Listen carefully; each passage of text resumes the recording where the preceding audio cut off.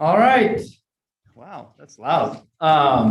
Welcome to the Boise School District meeting. It is 6 o'clock on Monday, February 8th, and I'd like to call this meeting to order. My name is Dave Wagers.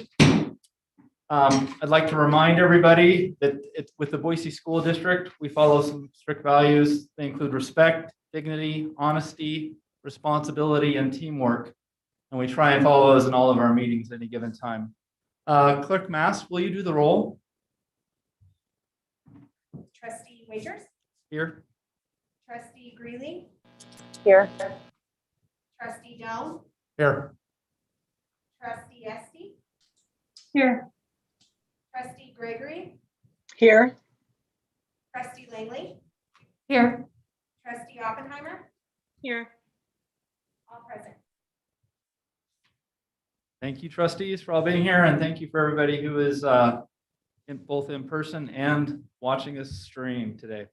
We are trying some new technology out at the district, and so far, so good. I think everything is working. We're trying to adjust. We've able to stream better and actually work within our boardroom better with streaming at the same time. So we have issues. Be patient with us. We'll figure it out. But I think we are well tested and should be ready to go. We'll go ahead and move on to. We always like to start with Red and Gold Apple Awards, and now we do a video presentation during the pandemic, but we've got some great people in our district to recognize. So let's go ahead and roll those video presentations.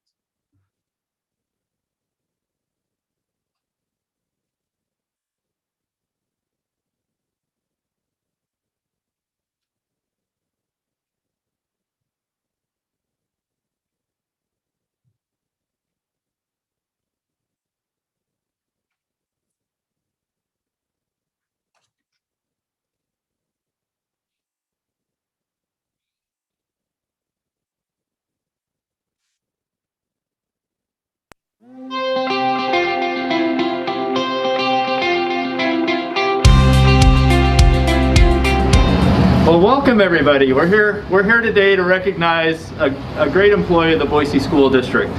It is our pleasure to recognize an individual who has served the children of the Boise School District for over 8 years.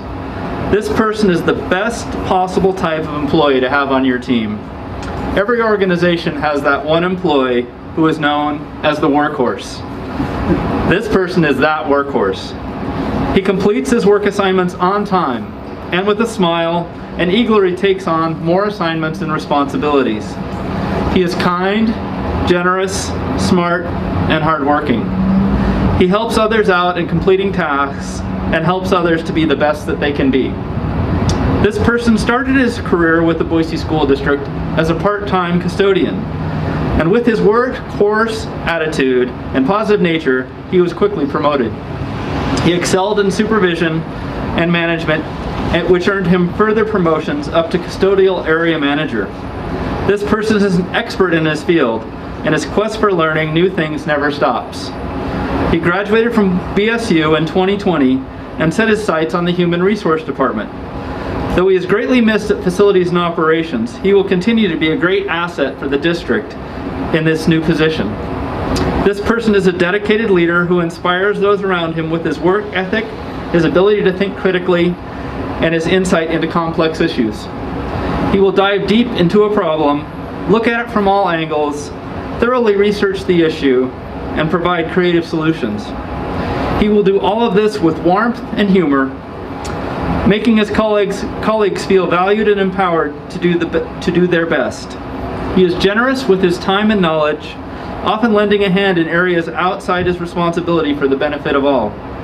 It is our distinct honor to present the Golden Apple Award for February 8th, 2021 to Tony Day, Benefit Clerk, District Services Center for Outstanding Service to Education and for educating today for a better tomorrow. Give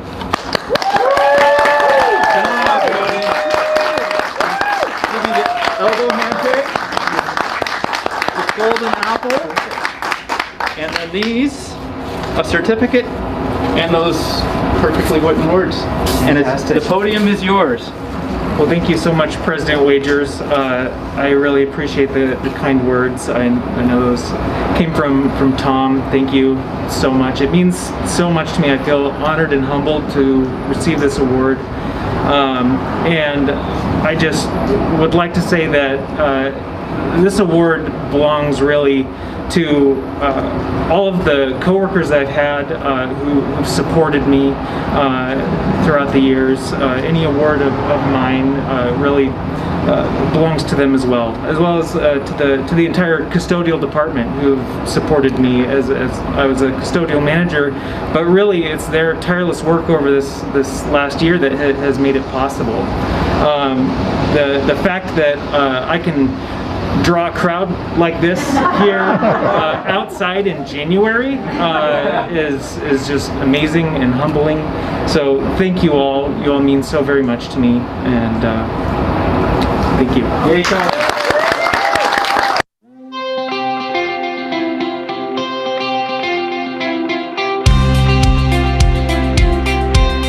It is our pleasure to recognize an individual who has served the children of the Boise School District for more than 18 years. This person is a lion to the core, and Bora High School is lucky to have one of its own leading the pride. This person is many things. She is a wonderful math teacher first and foremost. She is that teacher who puts in extra time, is always willing to help her students to not only learn the math, but really understand it. She says she was not always a natural math learner, so she knows how it feels to need extra time or a different way of explaining. She is patient and flexible with her students, and she really cares about them as learners and as people. She will give students endless opportunities to succeed. She is invested in their success and has a knack for being able to meet students where they are in their learning and figure out ways to support them with compassion and empathy. This person is also Bora's math department head, and she represents her department with professionalism and care as a colleague, sounding board, and friend. She is the perfect person to lead others because she is approachable and open to input and ideas and always makes time for others. If she does not have the answers, she finds them. There is no ego involved. She helps new teachers navigate the profession, and she assists veteran teachers in honing their skills as well.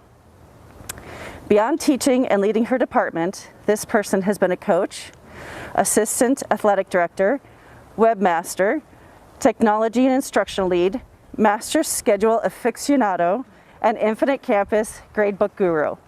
On her own time, she will often be found at sporting and extracurricular events. She has been described as a caretaker and is always willing to lend a helping hand and be of service. She is generous and appreciative, and she lets others know their thoughts and needs are important. It is our distinct honor to present the Red Apple Award for February 8th, 2021 to Allison Pincock, math teacher, Bora High School, for outstanding service to education and for educating today for a better tomorrow. Congratulations, Allison.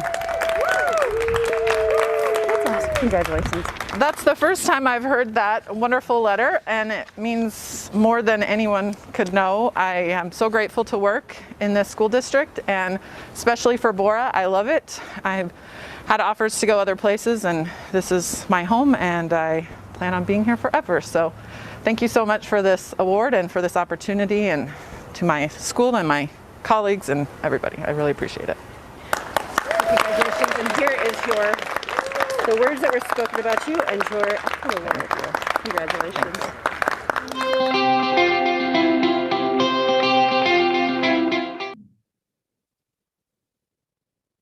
Well, congratulations to both Tony and Allison. We really appreciate the work that you do on behalf of the school district and all of our students. So thank you once again. We'll go ahead and move on to the consent agenda items. So they've been previously distributed to the trustees. Are there any trustees that would like to pull a consent agenda item? If not, I would entertain a motion. President Wagers? I move approval of consent agenda items 1 through 5 and closures 1 through 19. Moved by trustee Greeley. Do I have a second? Second. Second by trustee Esty, I believe. Gregory. Gregory, whoops. Got it. Any discussion? All in favor? Aye. Aye. Aye. Opposed? Motion passes. Consent agenda items 1 through 5 have passed. And with that, we'll go ahead and move directly on to reports and recommendations. And the first part of that is going to be, we're happy to have our experts with us, I guess. So we really appreciate you showing up with us today. We have, well, actually, I'll let maybe Deputy Superintendent Roberts introduce our crew. Thank you. Yes, we are thrilled to once again welcome Dr. Kenny Brownwell from St. Luke's Health System, Dr. Mark Nasser from St. Al's Medical Group, and Gina Pinnell from Central District Health. They've been with us a couple times this year in board meetings. However, we talk with them weekly, right? We've been doing that since August. And so we're excited they're here tonight. The board has submitted questions for all of you. I know that I sent some of those to you, but I know there may be some extra ones this evening as well. I'm going to try and rotate through each of you to start with, on who will start each question. But the very first one, I'm going to start with Dr. Nasser, then we'll move on to Dr. Brownwell and then end up with Gina Pinnell. Please give us a status update of the healthcare capacity of the hospitals, cases the hospitals are seeing, Ada County community spread trends, etc. We'll start with you, Dr. Nasser. Thank you, Deputy Roberts. It's a pleasure to be with the board and to be able to participate with this team collaboratively. So the hospitals thankfully are in a better state than we were immediately post-Christmas holiday when we really had peaked, and we've been in a steady improvement in the number of cases admitted to our health system and the number of the most ill of those, which are ICU patients. And so we continue to have somewhere between 5 and 10% of our hospital beds filled with COVID patients. So it's still not an insignificant number, but thankfully it has been either steady or declining in recent days and weeks. I would say that's enabled us to increase our capability in the hospital to handle additional cases of patients who need to be admitted. Also, additional surgical cases that we previously had suspended or put on hold, those have been able to be opened back up, allowing us more capacity there. And we're seeing, in a like manner, the ability for patients to return to clinics, and somewhat of a decreasing demand in our testing sites than we had previously seen. There's still a steady requirement for testing on any given day, but it's less than it was around the holidays. So overall, that's the status for St. Alphonsus. Thank you, Dr. Brownwell. Thanks, Lisa, and thank you, Board of Directors, for having us here. I'll start off by saying that right now it feels like spring weather, and I'll tell you what I mean by that. We're just finishing up sort of the third wave of COVID, and by spring weather I mean 50 degrees in February feels fantastic. 50 degrees in October hurts you just a little bit. So our numbers have trended down over the last month, similar to Mark's, and we are now ranging in the 50s as far as the number of inpatients that we have with COVID currently. Back last July and August when we had 50, it was awful and difficult and challenging, but back to my spring weather analogy, 50 right now feels great compared to 150 and 170 that we were seeing in around Thanksgiving time. So right now, resources are in a good spot. We don't have any PPE issues to speak of. We have been slowly able to ramp up our ability to take care of elective surgeries again, and that's brand new as of really 2 weeks ago. So we're in a good spot right now, and the third wave seems to be definitively over. Great, thank you, Gina. Can you talk about the community and how the community transmission is and what you're seeing? Absolutely. Thank you, Lisa, and thank you, board, for your time. So we are also seeing cases decline. I think everyone is. That happened in about mid-December, they declined, and then there was a little bit of a peak towards the beginning of January, and then we've seen a steady decline since early January, which is nice to see. I can say that, we're all hopeful that this continues. The spring weather, we all like to see that, as Dr. Brownwell said, but where we're at now, sitting at case rate wise, it's around 24 per cases per 100,000, which is our biweekly case rate, and that still remains higher than we were, where we would be when we recommended schools reopen in the fall. So that case rate that we had established was 20. So it is encouraging, but we're still not where we would like to be as far as seeing those case rates be more declined and more stable across our county. Thank you, Gina. This next question is specifically to you. Now that Governor Little has moved Idaho from stage 2 to stage 3, and with Ada County remaining in the red category, according to Central District Health, what effect, if any, does that have or should that have on our school operations? Yeah, it's a really good question. I was trying to think back of the other stages, whether we move forward or backwards, and whether those had any impacts on the decisions that you all made or our recommendations. And I don't recall that to be true. That's really looking at the businesses and the economy and how do we get things opened up or shut down to control those case rates. So I think knowing that the community is opening up, I think, buckling down on your operations is probably highly recommended at this point. We are going to see group gathering sizes and just some other things to happen in the community where that could potentially cause our cases to increase. Now, if the community and people in general follow those mitigation measures, that might not be a true statement. We could slowly open up and continue to see cases decline.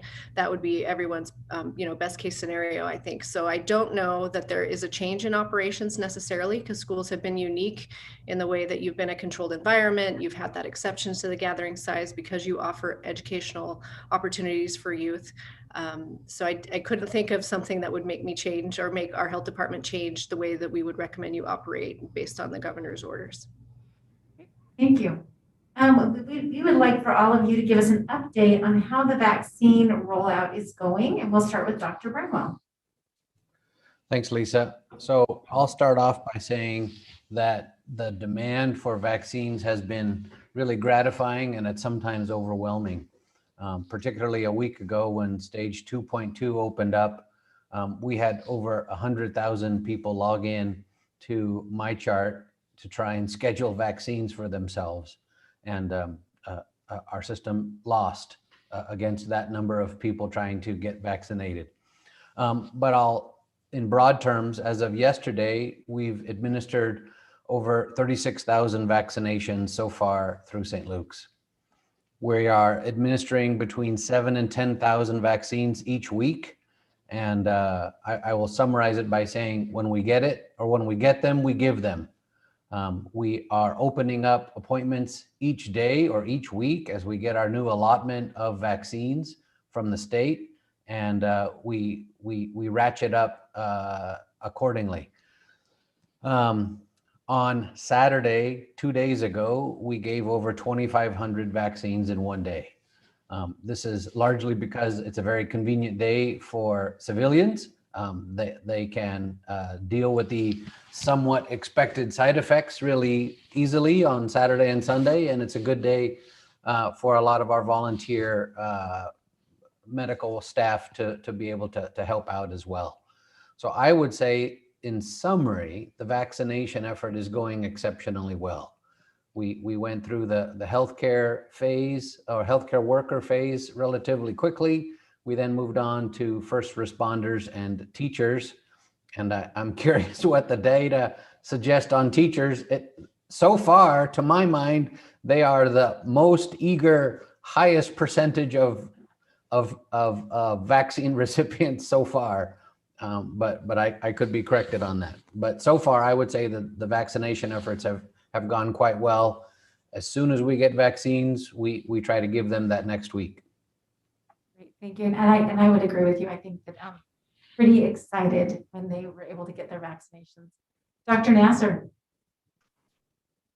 Thank you. Yes, I would agree. Big picture overall, lots of interest, lots of demand, and we have been grateful to be able to mobilize our staff to give vaccinations initially to healthcare workers and then other teachers and first responders. Some of our challenges with the vaccination effort to date have been the predictability of the supply and the incoming vaccine, which has caused some ups and downs with scheduling and the need for shifting patients and getting them signed up and shifted, but that we're starting to be able to smooth that out. There's been a collaborative between all the hospital leaders and the clinic leaders in the community discussing vaccination supply and a sharing of a strategy to try to really meet the needs of the community. At St. Alphonsus, we're currently giving vaccinations at all of our hospitals, and we initiated vaccinations at several of our outpatient clinics as well. I think to date, we've given between 18 and 20,000 doses, and we have a 7-day-a-week operation where we're able to vaccinate to the max extent possible, whatever the supply we have on hand, to all who are eligible based on the state guidelines. And so we're closely following that and getting ready to outreach, to additional Idahoans who, as the next categories open up. So definitely a complex issue with some challenges, but big picture, very pleased to be able to have vaccinated so many folks to date. Thank you. Thank you. Gina?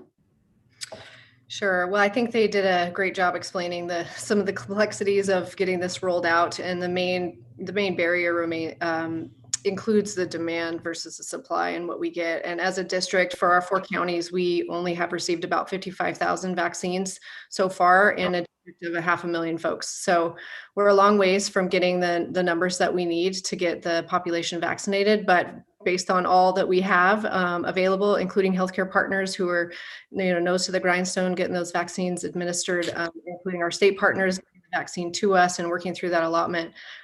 It's going, reasonably well. Of course, with the demand being outweighing that particular supply causes a bottleneck and lots of confusion and frustration, but we're working through it, and it gets better every time.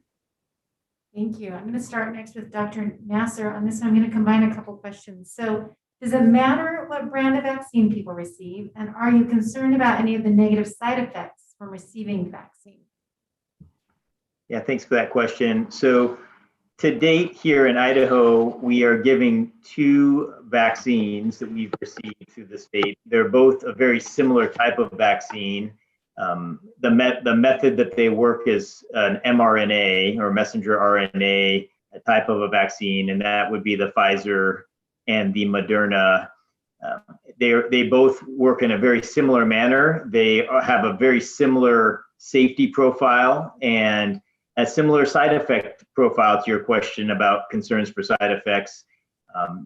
For the most part, for a vast majority of patients, the side effects have been what we would expect from a mounting immune response to the vaccine. So that might be some soreness or achiness or some mild cold or flu type symptoms, which are normally self-limited. Vast majority of patients who do get those side effects from the first dose or the second dose, they get them and they're what we call self-limited or self-resolving. They last perhaps a day.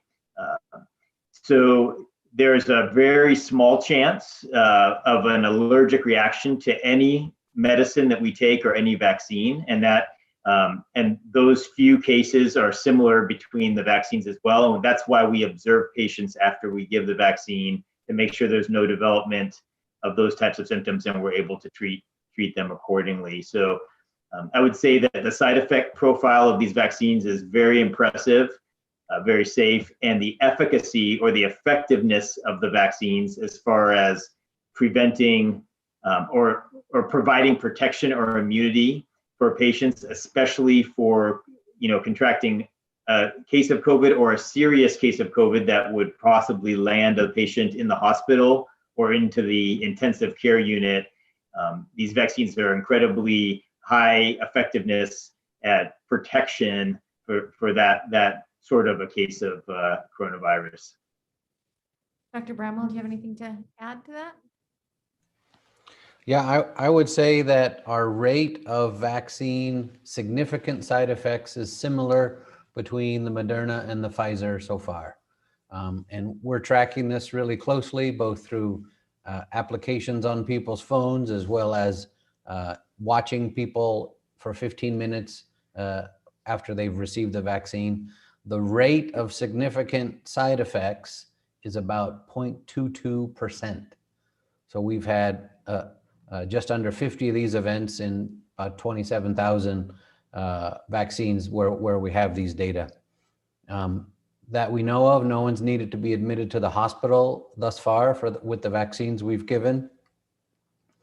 And I would say that there are not any compelling data one way or the other between the Moderna and the Pfizer vaccines so far. They have slightly different freezer requirements, and they have slightly different spacing requirements between the first and the second dose, but they seem to be largely equivalent. Gina, was there anything you'd like to add? Okay, I'm going to ask that. I'll start with you then, the next one, Gina. What have you heard about children and vaccines, and when do you anticipate children will be able to receive the vaccine? Dr. Bramwell, did you want to answer that? Yeah, could I start with that, just to provide some framework? So the Pfizer vaccine currently has been authorized under EUA for patients who are 16 years of age and older. The Moderna similarly is for patients who are 18 years of age and older. Pfizer has reportedly just finished a study with 12 to 15-year-olds in the last month. We don't yet have any data there. Moderna is also studying their vaccines in 12 to 17-year-olds. They have 4 locations where they are actively enrolling patients in the country. One of them is this small town called Meridian, Idaho, where I think they just picked a place with a lot of kids. And so we're fortunate in that way. That's something where patients are actively being enrolled. We've had a few patients successfully participate in that so far. The challenge that we have right now is children, particularly younger children, not just the adolescents, but the younger children frequently are the last group or one of the last groups to get studied. So most likely, or ideally, we'll have some vaccines that we can start using in older teens towards the end of this calendar year, but it may not be till 2022. So there's a lot we don't yet know about these timing and these releases. Thank you. Gina, did you want to add anything before Dr. Nasser? I actually learned something from Dr. Bramwell. I mean, I think it's emerging and we try to keep up with it, but the answer is we just don't have a particular timeline for when we think this will be available. We do know that kids are a very precious population, and so they don't take those studies lightly. And there's lots of rigorousness that goes throughout to make sure that it is safe and effective. So we've kind of heard nationally that it could be towards the end of the year. Not what might be for the older population in that youth group, but again, we don't really have any concrete information yet. Thank you. Dr. Nasser? I would just add to continue the thread that, children and then normally pregnant females are the studies normally take longer in those groups. And so we would expect the same with this vaccine, and that because they're actively underway, we look forward to hearing the results for the extension of these vaccines for safety and effectiveness into the teenage population and then perhaps younger. Thank you. Dr. Nasser, I'm going to start with you. Just the question, I know that a lot of people have been asking this. Can you be a carrier of COVID-19 if you've been vaccinated? Yeah, this is a really interesting question that almost from the first few days of getting the vaccine available, we've been discussing it here amongst our the healthcare professionals. What we do know and what we understand because of the research on the vaccine is that those who are vaccinated have protection and immunity against the coronavirus, specifically against the virus that was studied. And I think there might be some questions on the new variants of the virus, but good protection and good immunity against developing a significant or a severe case of coronavirus, and a very high protection rate there. What the question on hand that this refers to is it possible to get a very low level infection of coronavirus or even be asymptomatic? That means you're carrying the virus, but you're displaying no symptoms. And we know that this has been one of the biggest challenges of coronavirus is the fact that there's a wide variety of symptoms amongst patients. Some get very sick, and some have such very mild symptoms or no symptoms at all. And then we find out later that they were actually positive for the virus and were able to share it with others. And so that's the question at hand. Is it possible to have a low level of the virus and perhaps even past that, even though you've been vaccinated? That's actively being looked at and studied, and we look forward to hearing more on that. One would conclude that it would be difficult to have any significant amount of viral load and be sharing that if you've been vaccinated. So it would be reasonable to assume that it would be a much lower level of chance to have the virus and spread it. But definitively answering that is what's actively being looked at present. Thank you, Dr. Bramwell. What I'll add is if I get vaccinated, which fortunately I have, but if I get vaccinated, what we know is my chance of a significant COVID illness drops 95% of what it was. So I have a 5% chance of having a severe illness. What we don't know is, can I carry the disease? Can I spread the disease to others? That's being studied, as Mark mentioned, but I don't think we have a definitive answer for that yet. We know that the virus protects me from getting a severe illness, but we don't know that it prevents me from spreading it, not yet. Okay, thank you. And I'm going to start with you on this question. It's kind of a long question. Given the prevalence and positivity rates when our district moved from all remote learning to hybrid this fall, how did the relative risk faced by teachers then compare to the relative risk faced by teachers today who've had 1 dose of the vaccine, and similarly when they've had 2 doses? Lisa, was that for me? I'm sorry, I missed that. Yes, I'll start with you. Oh, that's kind of a challenging question to answer. I think that, you know, the effectiveness of those vaccines, both Moderna and Pfizer, were based on 2 doses, period. And so there is some data out there saying that there was some effectiveness at 92% for Moderna, for example, after the first dose. But what we don't know is how long that immunity lasts. There was no study of those participants past 28 days. So there really isn't anything to tell us that there's any long-term benefit from the single dose. And we frankly won't know that. It's currently in being studied, I imagine, along with an aggregate of studies from all the questions that people continue to ask about the scenarios that they encounter. But in general, certainly the risk is lower if you have some level of immunity based on the vaccine than if having no immunity when, you know, we open back up or when we return and there was no vaccine, you know, within the teacher population. So I don't know the exact relative risks, I think is the question, but there is some increased protection that those teachers and school staff do have as a result of that single dose, but the length of that is unknown at this time. Dr. Nasser? I would just add to Gina's comments, which are spot on, that the studies and what we understand are really based on the initial dose and then the booster dose, which introduces the protein so that your body can make antibodies. And then by reintroducing it, it allows you to build your defenses up such that you have that 95% protection, you know, 95% protection against severe illness. And so there's probably some amount of immunity you get by 1 dose, but with the 2 doses, that's what we understand that would give you the longer lasting immunity.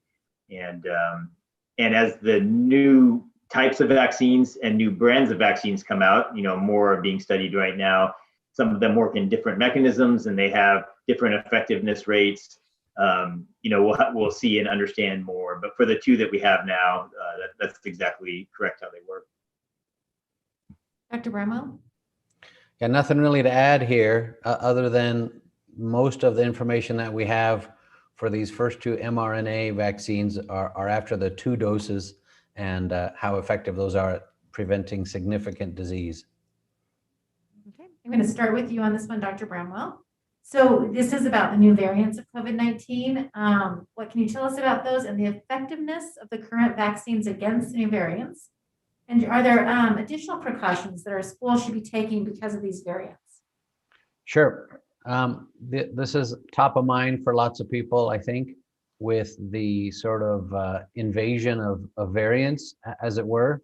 There are a number of different variants in South Africa and UK and a few others the main thing that seems to be coming out so far with these new variants is that they are better at spreading themselves.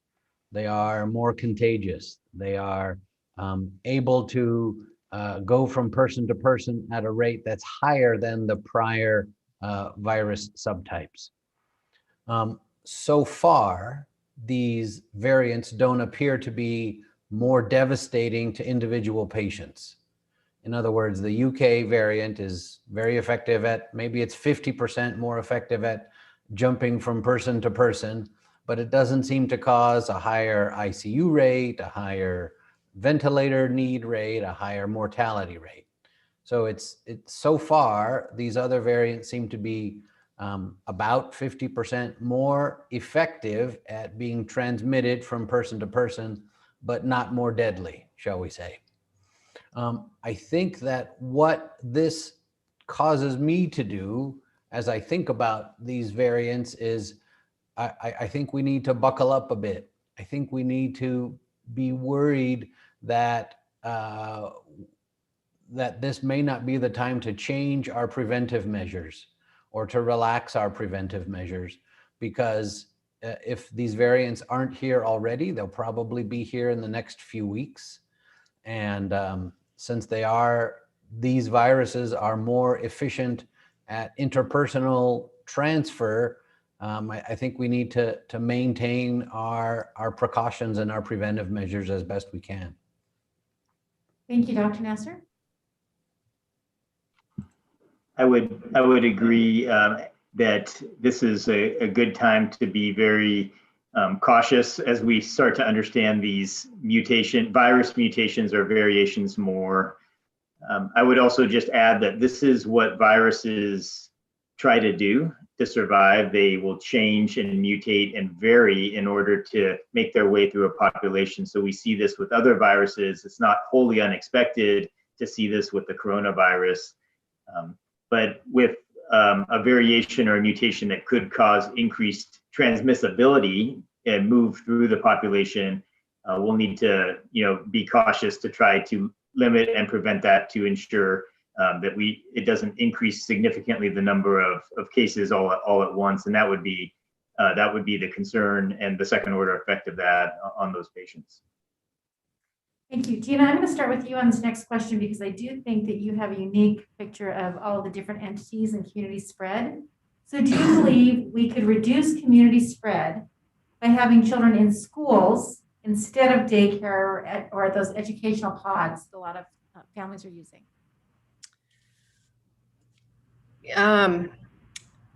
I'm going to approach this very carefully because I think the answer could vary. Any environment can be created to reduce community spread. I'll just make that statement, whether that's a business, a hospital, a school, with those prevention measures in place. So this will vary by school, it will vary by community. I think for those families that have to shift their young one around from care to care, if that's consistent structure from a school setting where mitigation measures can be enforced versus at another place in in-home care where there is no social distancing and those types of things, I think the answer would be yes.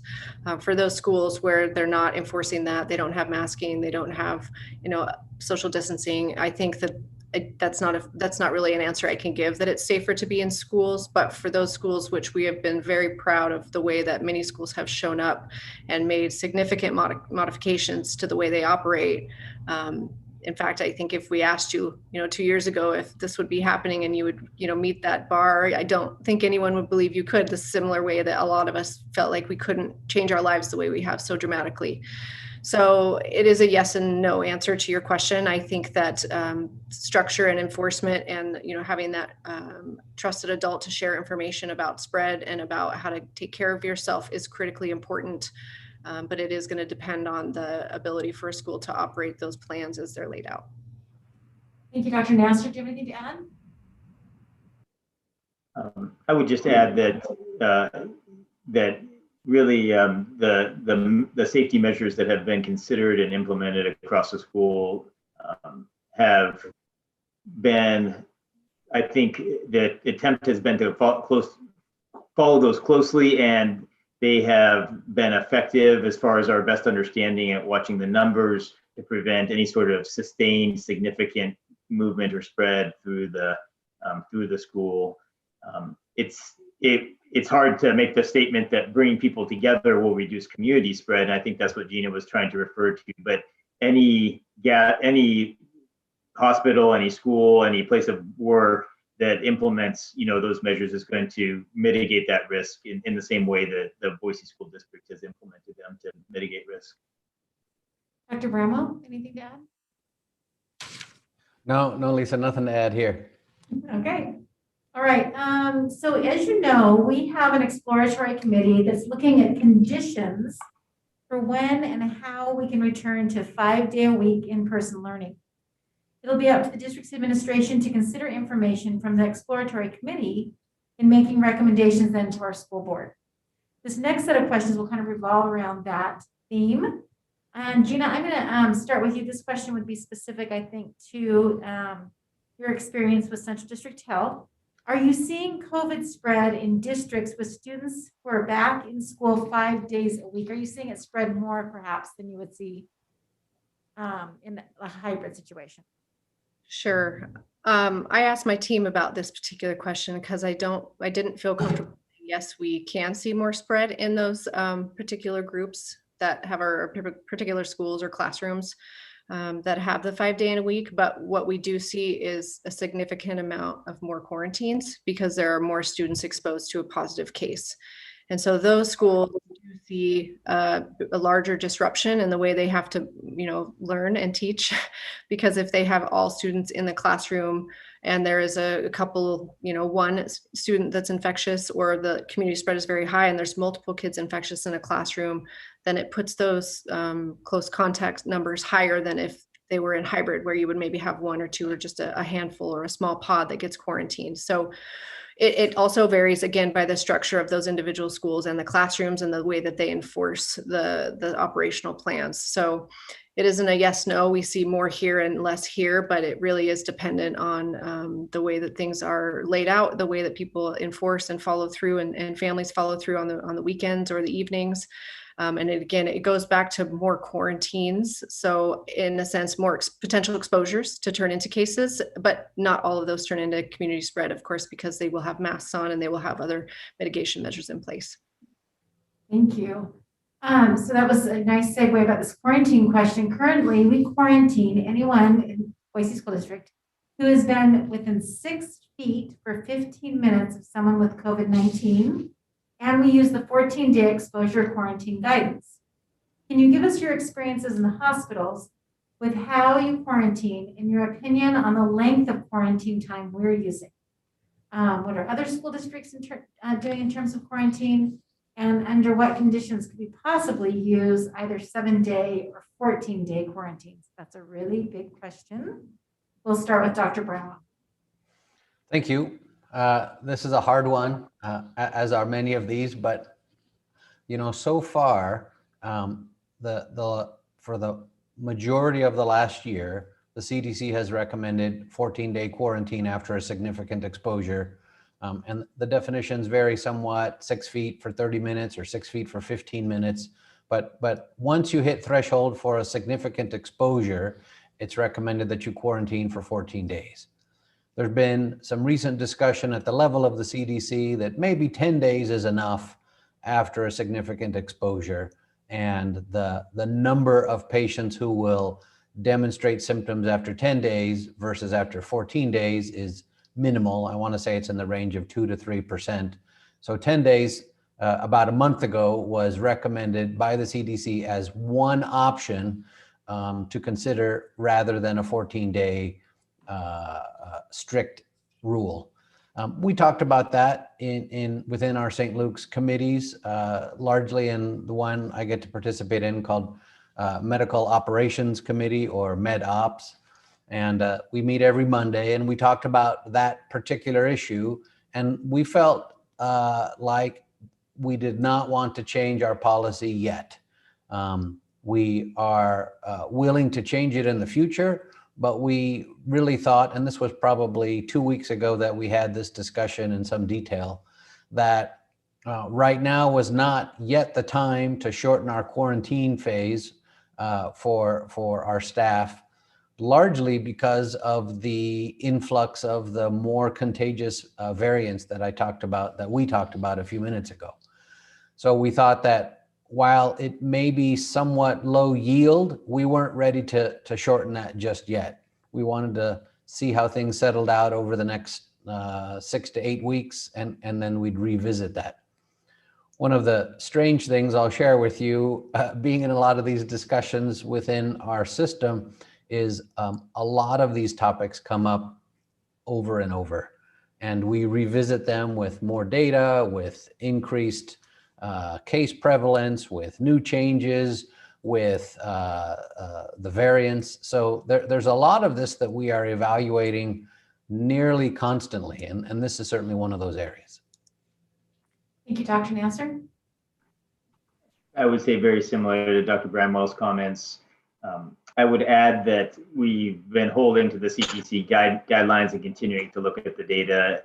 The other thing from a hospital standpoint is we've really tried to be very strict about implementing masking and distance between hospital colleagues and just minimizing that space when patients enter the hospital or the clinics.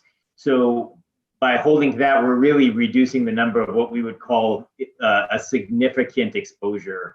So when you're keeping your distance and the masks are being worn and the 15 minutes is bad, there's less and less situations where that's the case. Folks are in close contact, face to face or head to head, and no masks, beyond 15 minutes. And so it's those situations from a hospital standpoint that we're trying to address and mitigate. Sometimes it would pop up in the lunchroom, or sometimes it would pop up in other areas, similar to the schools, as you're tried to look at the situations, whether they're the bus ride or sports or the lunchroom, to try to reduce the total number of what we would call a significant exposure, where later you find out one of the students or staff members came positive, and then it reduces the number of folks that were in close contact. So that's the tactic we've taken, and then continuously looking at the data and holding to the CDC recommendations.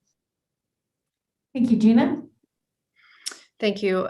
So we also recommend the 14-day at this point in time as our best practice recommendation, because that is the period of time in which someone can completely be infectious. There is evidence to show that the level or the percent of people who do remain infectious at the latter part of that quarantine period is minimal, that 2 to 5%. I'm not sure what it is exactly. So I think the second part of the question is, what are we seeing other districts doing? Do we see other districts using the 10-day or the 7-day? So for the most part, many of them are using the 14-day to continue with that because it feels the safest, and it is the safest, and it's what the CDC is recommending. We do have a couple that are, toying with the idea or slowly implementing the 10-day. We don't really recommend the 7-day because that is something that has to require a test, a negative test, to be able to return after day 7, and not all families have access to be able to receive that test. So to be equitable, we use the range of 10 to 14, 14 being the best case scenario.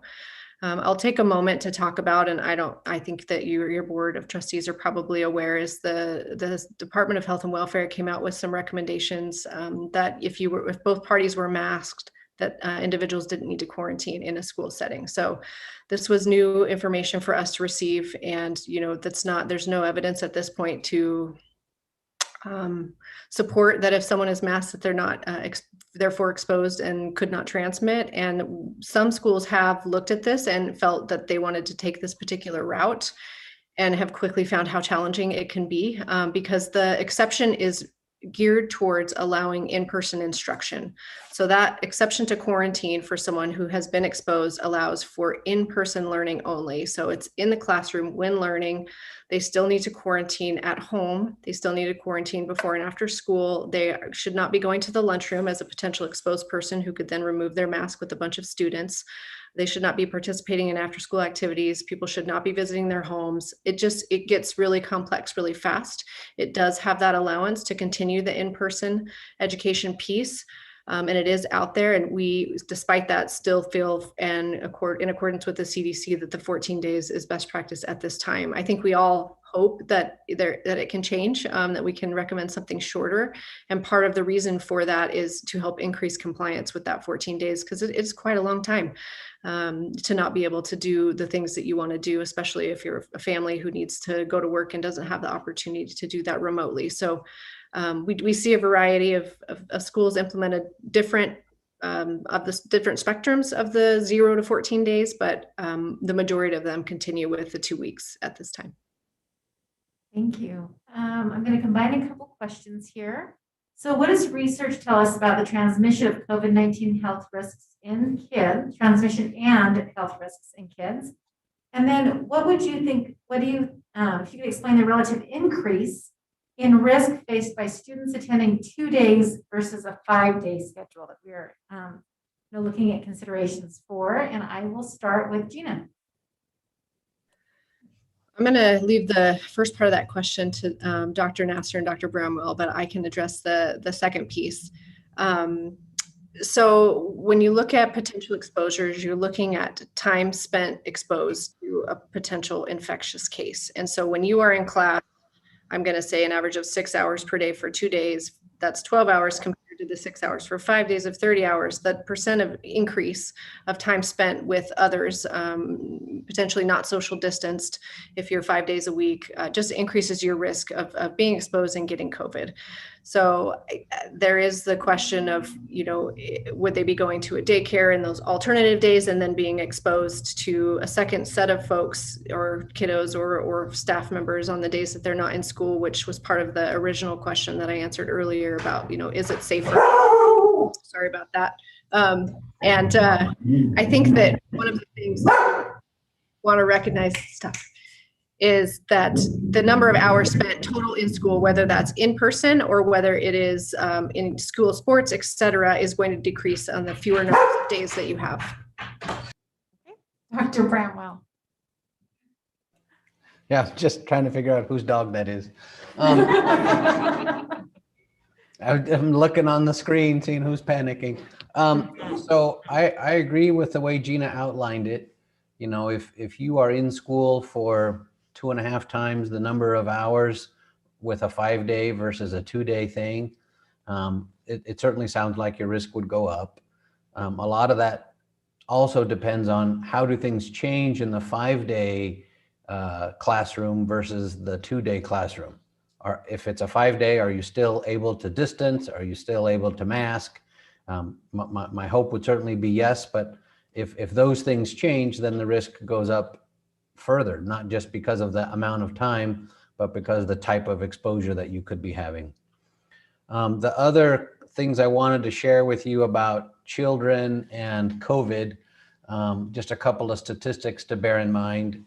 Children are between, and it's sadly defined differently in lots of different studies. Sometimes they pick age 14, sometimes they pick age 18.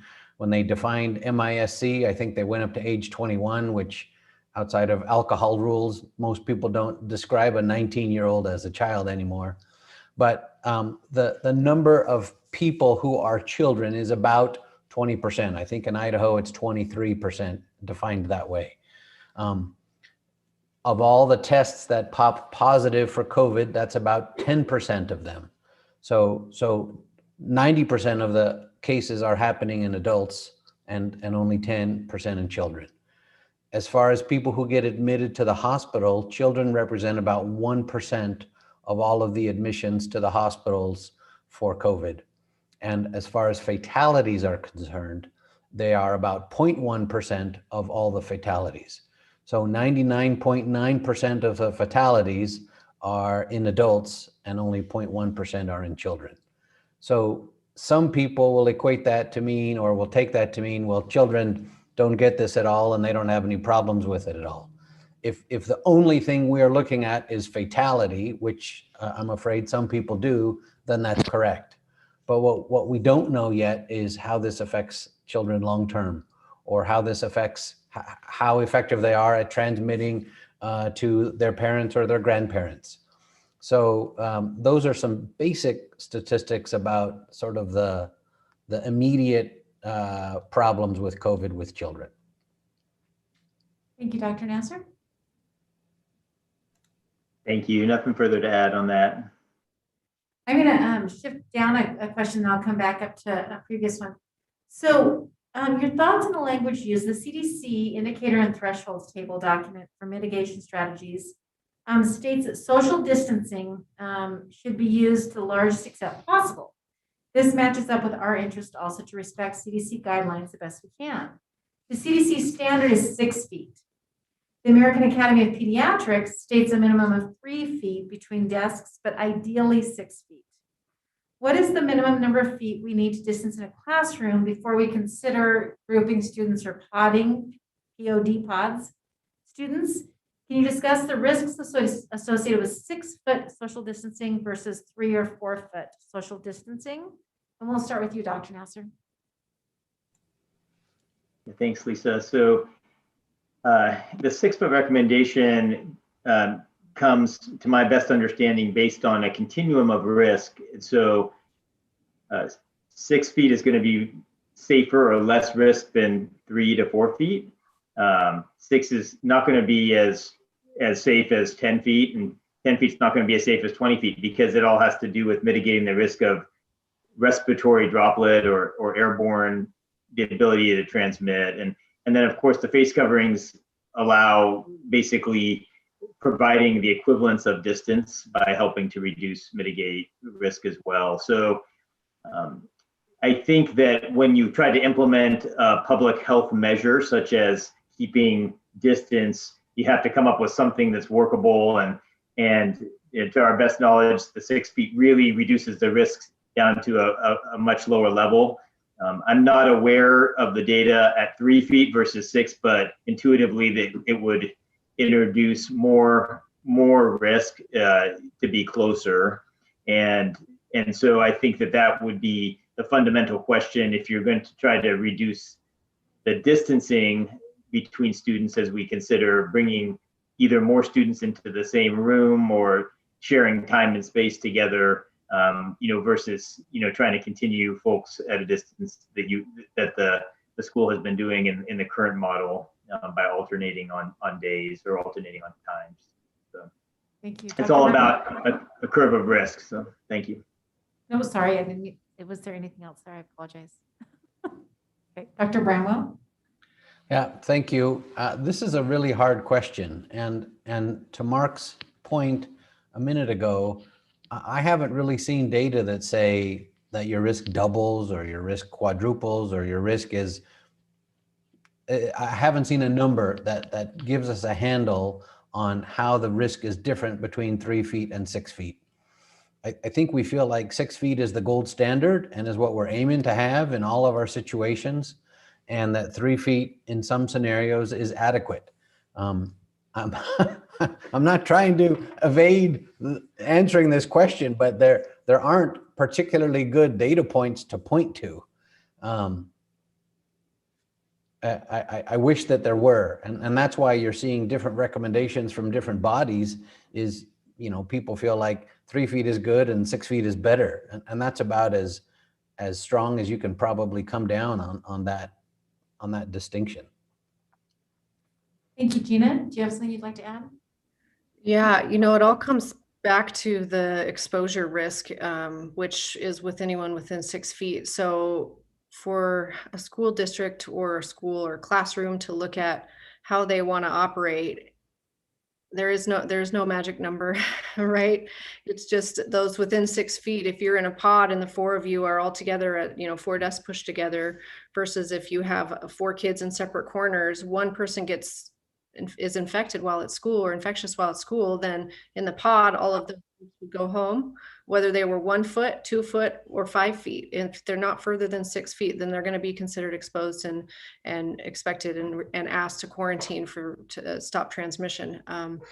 So I don't know that there is that, we know the AAP comes out with recommendations of 3 feet, and part of that is just the value of in-person learning, and the risk is additional exposures as a result of that in the classroom. And when community transmission is low and low enough where you only have a few, if any, positive cases in your school, then that makes sense. But when community transmission remains high, it's much different to have one infected kid in the classroom versus it is to have 6 infected kids in the classroom. And so that is, something we absolutely support in moving forward. And I guess when we look at our case rates, we're just not quite at the place where we feel like that might be appropriate for the safest risk reduction possible.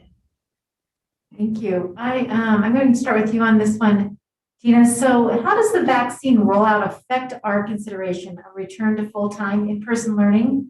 We've also heard that reopening of schools, one of the considerations is the vaccinations of the 65 and older population. Can you explain that? Yeah, I would be happy to. Thank you. It's a great question. So Central District Health has coached and carried the community through this pandemic. And our main 2 goals throughout this entire thing has been to protect our vulnerable population, which are those with severe health risks that put them at jeopardy, as well as the 65 and older population. And our second goal is to not overwhelm the hospital, ideally by protecting the vulnerable population. And so from where we're standing, having the opportunity for the 65 and older to receive both doses of their vaccine seems like a condition that is very appropriate for more opening up of our community in general, including bringing schools back to more kids in person. It's critically important that those folks are protected. We know we have multi-generational families. We know we have students that go home and stay with, aunts and uncles and grandmas and grandpas while families are trying to figure this out. And so we know that there's a timeline. It's unknown at this time. It's a multi-week process. I heard 9 weeks the other day about how this will look depending on the vaccine allocation that we get to our state. I think we would all wish that we could just get, planes dumped on us of vaccines and get it administered as quick as possible. I have no doubt our healthcare partners would figure out how to make it happen.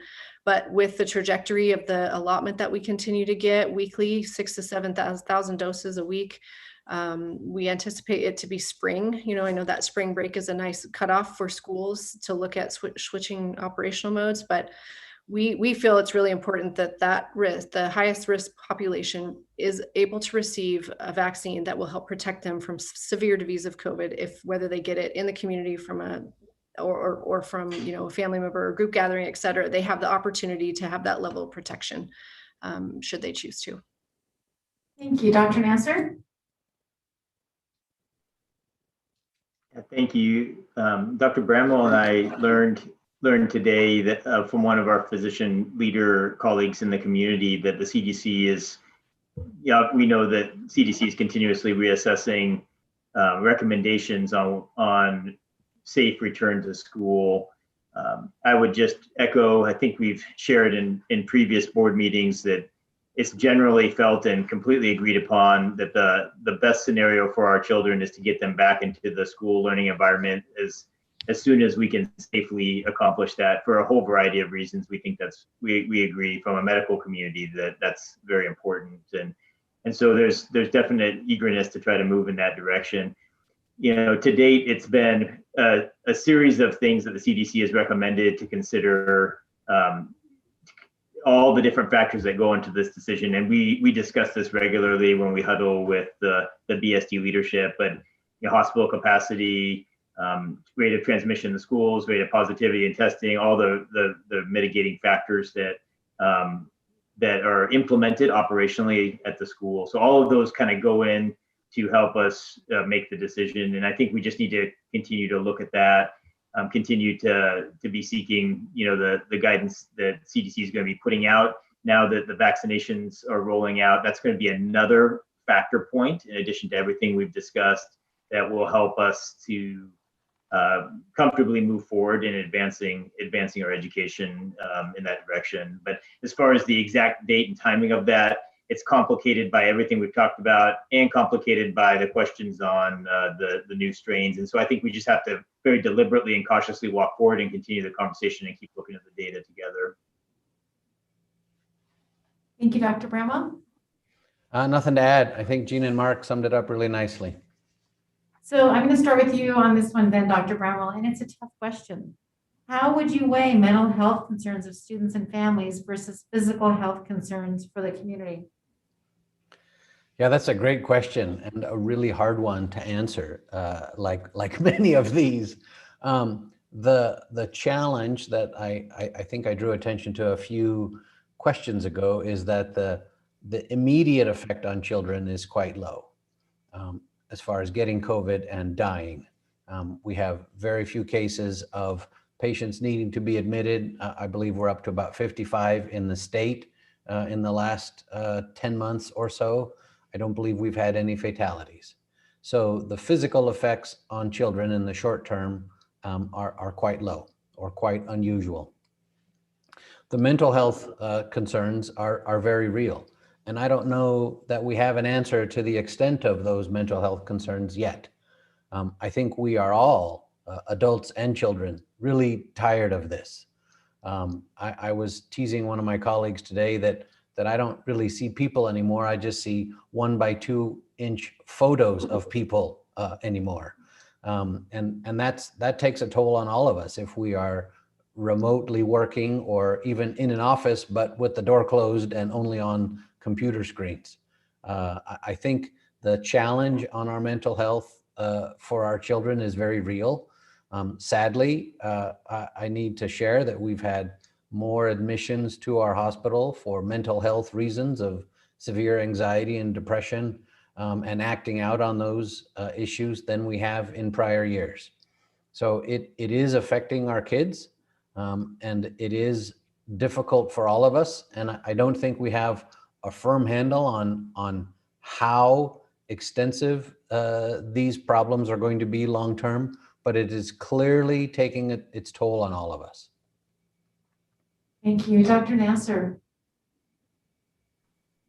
I think Dr. Bramwell summed it up really well. And I would add that it's really important to try to safely, as parents, as staff and leaders in the school and board members, but as our students, to try to encourage them to figure out how to safely connect with one another, to get outside and to address the fact that the pandemic and all that the way it's impacted us in our community has taken a toll on our physical and our mental health. And so I think addressing it, talking about it, and trying to connect and encourage in a safe manner is really hopefully the way we can go as we're trying to continue to move forward and recover through the pandemic as a community. Thank you. Gina, do you have anything to add? Yeah, they did a great job summarizing just the complexity of all of this. I think there's costs no matter what decision you make, there's someone that's impacted more than somebody else. And I'll tell you that from where we're sitting, we don't believe that schools are responsible for managing the disease burden in our community. That's not your intent or your objective. You're just so critical and integral to the community that I don't know a way that you can't be a part of it, at least play a role in helping manage the community through this. We are also very well aware of the mental health and social and emotional challenges that are faced not only by our youth, but by families, parents, grandparents, et cetera. So there will definitely be some long-term impacts. And again, what those end up being, we're not sure. And I don't think that there's a scale that can weigh the mental health impacts that are happening at this point in time. Yes, I agree. Thank you. We've got two of our prepared questions left. What conditions do you feel are necessary before we return to 5-day-a-week in-person learning? I know you've all been very supportive of our hybrid schedule. For example, when teachers are fully vaccinated, and if we were in a category yellow, would that change how you feel about shifting to 5 days a week? And I will start with you, Dr. Nasser. Thank you. I think the conditions are going to be really what we've been discussing as a team with BSD leadership, all the different data points that the exploratory team is looking at, that's exploring the possibility of different options to return.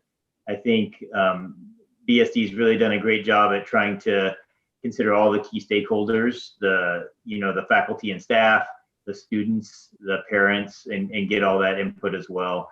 I referenced earlier that the CDC has published different factors to consider, everything from disease burden in the community, transmission, hospital status, and now vaccination would be added to that. And so I think as we're trying to make that decision to move from 2-day to 5-day, it was touched on earlier in this talk that the operational application of all those risk mitigating factors that the schools implemented needs to be a factor to consider as well, because that's another key factor at continuing to have the safe environment where we would hopefully not see significant or sustained spread in a school environment. So thinking through, as the board thinks through the return, those would be the factors I would consider. Dr. Bramwell? Yeah, I think Mark did a really nice job there. I would add that what we did back in November parallels the way that I still think about this. Back in November, I think we saw that there was an uptick in local cases at schools. We saw that there was an uptick and there was starting to be a problem in our hospital capacity. And we made a decision at that point to change into fully remote for a period of time. So to Gina's point earlier, that their goal within Central District Health was to keep the community as safe as possible and keep the hospitals most able to care for people. I think if we keep those two goals in mind, you would probably settle on the rate of community spread per 100,000. You would look at how that is changing over time. Are we on an upswing or a downswing? And you would look at the sort of the number of positive tests, and a lot of these criteria are outlined in a nice chart by the CDC. As Mark mentioned, it's entirely possible that the CDC is crafting something new that I'm told will be clearer, which would be outstanding. I think the prior document is good, but maybe they have something that's coming, hopefully this week, that's better. Great, thank you, Gina. Yeah, the only thing I would add is the conditions where bringing more students back in, again, it comes back to that exposure and that the ability to contact trace. So right now, you're looking at double the number of people quarantined at a minimum. And so making sure those families are aware, contacted, they're monitored, they're following the protocols. That's an internal condition. And then the ones that were already mentioned with the community spread being a little lower will make your job easier. The vaccinations are going to be critically important for not only teachers, but for that 65 and older. I think that that's something that we would want to consider for our conditions. And then I think masking, we haven't talked about it. Your students and staff have done an amazing job, but to continue that as a condition throughout this school year, possibly next, we won't talk about next year, but at least for this particular school year, that's going to be critically important to maintain the risk and keep it as low as possible. Thank you. And I said I had 2 questions left in the last question, but now I have 2 questions left. Our child care providers have mostly been open during the pandemic, oftentimes in classrooms that are much smaller than our school classrooms.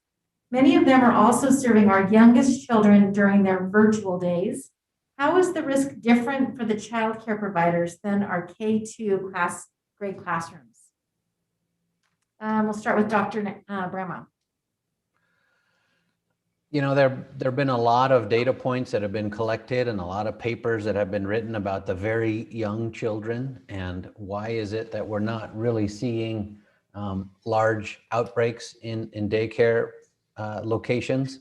The only thing that I've seen written and described was just that small children aren't able to cough as effectively and as forcefully as older children and as adults.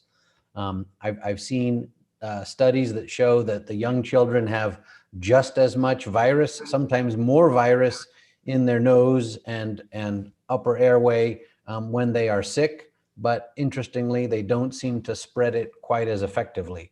And I don't know that we have a good explanation of that so far.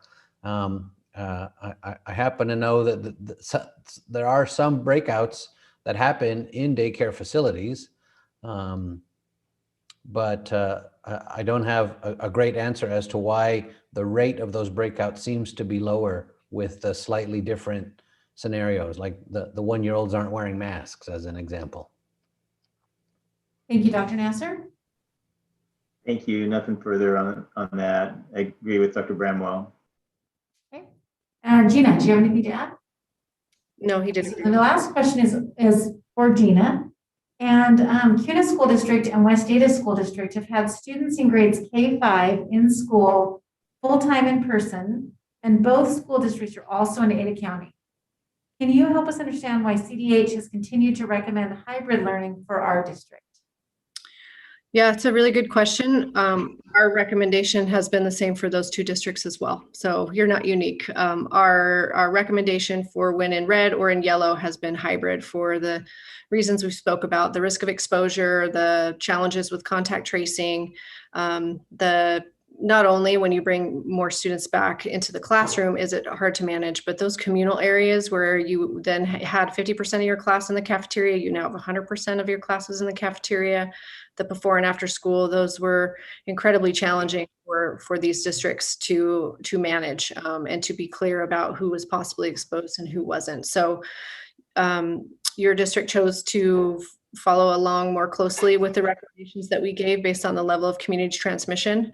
Again, there are costs regardless to either side of that. But I want the board to know that the recommendation wasn't specific to Boise schools. It was for any school district at this in our counties. Great, thank you. So that completes the prepared questions we had. I'm going to turn it over to our board president, Wagers, to see if he wants to facilitate any additional questions from the board. Thank you, Lisa, and thank you, panelists. Trustees, you've had a lot of time to listen, and we appreciate the answers and the candor of the panelists. Are there any questions directly from trustees?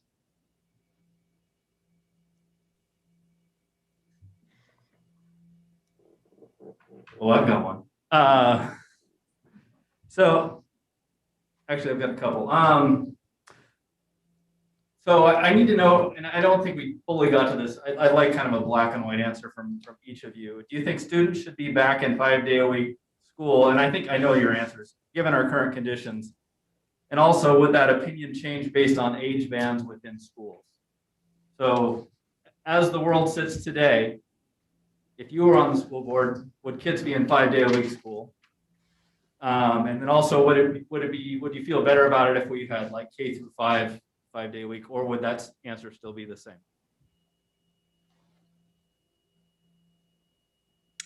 Let's see. I guess I get to play. Gina, you can go first. Yeah, I'm happy to take that question. Thank you, President Wagers.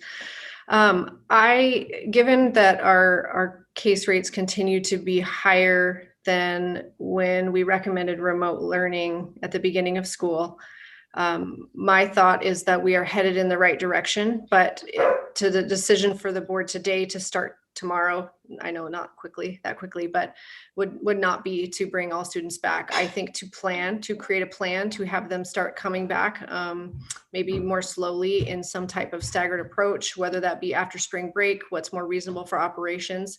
We'd like to see a continued decline, a continued decrease in those case rates, because it ultimately makes it harder for your school staff to operate when cases are so high. And they remain very, very high. And it was very interesting that there was a previous question that referenced the CDC indicators and thresholds table document. And I actually went and looked that up. I hadn't referenced it in quite some time, and it was talking about the distancing. And the way they calculate case rates is different than us. We do a 14-week-day average, and they look at number of new cases per 100,000 in 14 days. And their cutoff is over 200 for their recommendation for remote learning, or when the risk is the highest. So that greater than 200 is where they look at that. And we are currently in Ada County at 338, according to the way they calculate it. So we're certainly not where we would like to be, but we are, again, heading in the right direction. And to answer your second question, I do think there is some additional considerations for that K through 5 group to come back possibly sooner than the other groups. We see a lot more peer-to-peer transmission with the middle school and high schoolers than we do with the pre-K through 5. And they are the ones that tend to be shifted around in the care settings. They also have the more challenge doing remote learning and trying to balance, a quality education. So I think that it is wise to continue to look at that as sort of a target in a staggered, sort of a slow and steady approach as we open up and as we close up, button up, how you can make that happen safely. Thank you, Gina. Dr. Nasser? Thank you, President Wiggers.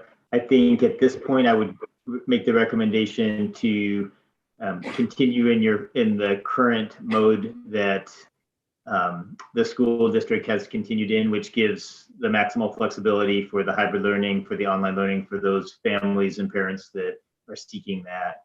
I would watch closely the CDC recommendations and all the different data points that we've mentioned in this talk and that Gina's mentioned, and make a flexible plan that could be implemented in coming weeks, and also could be adjusted. To not make a decision now that's set in stone for perhaps 2 months from now, because it might be very difficult to know exactly what the current status will be then, but to make tentative plans that can be implemented.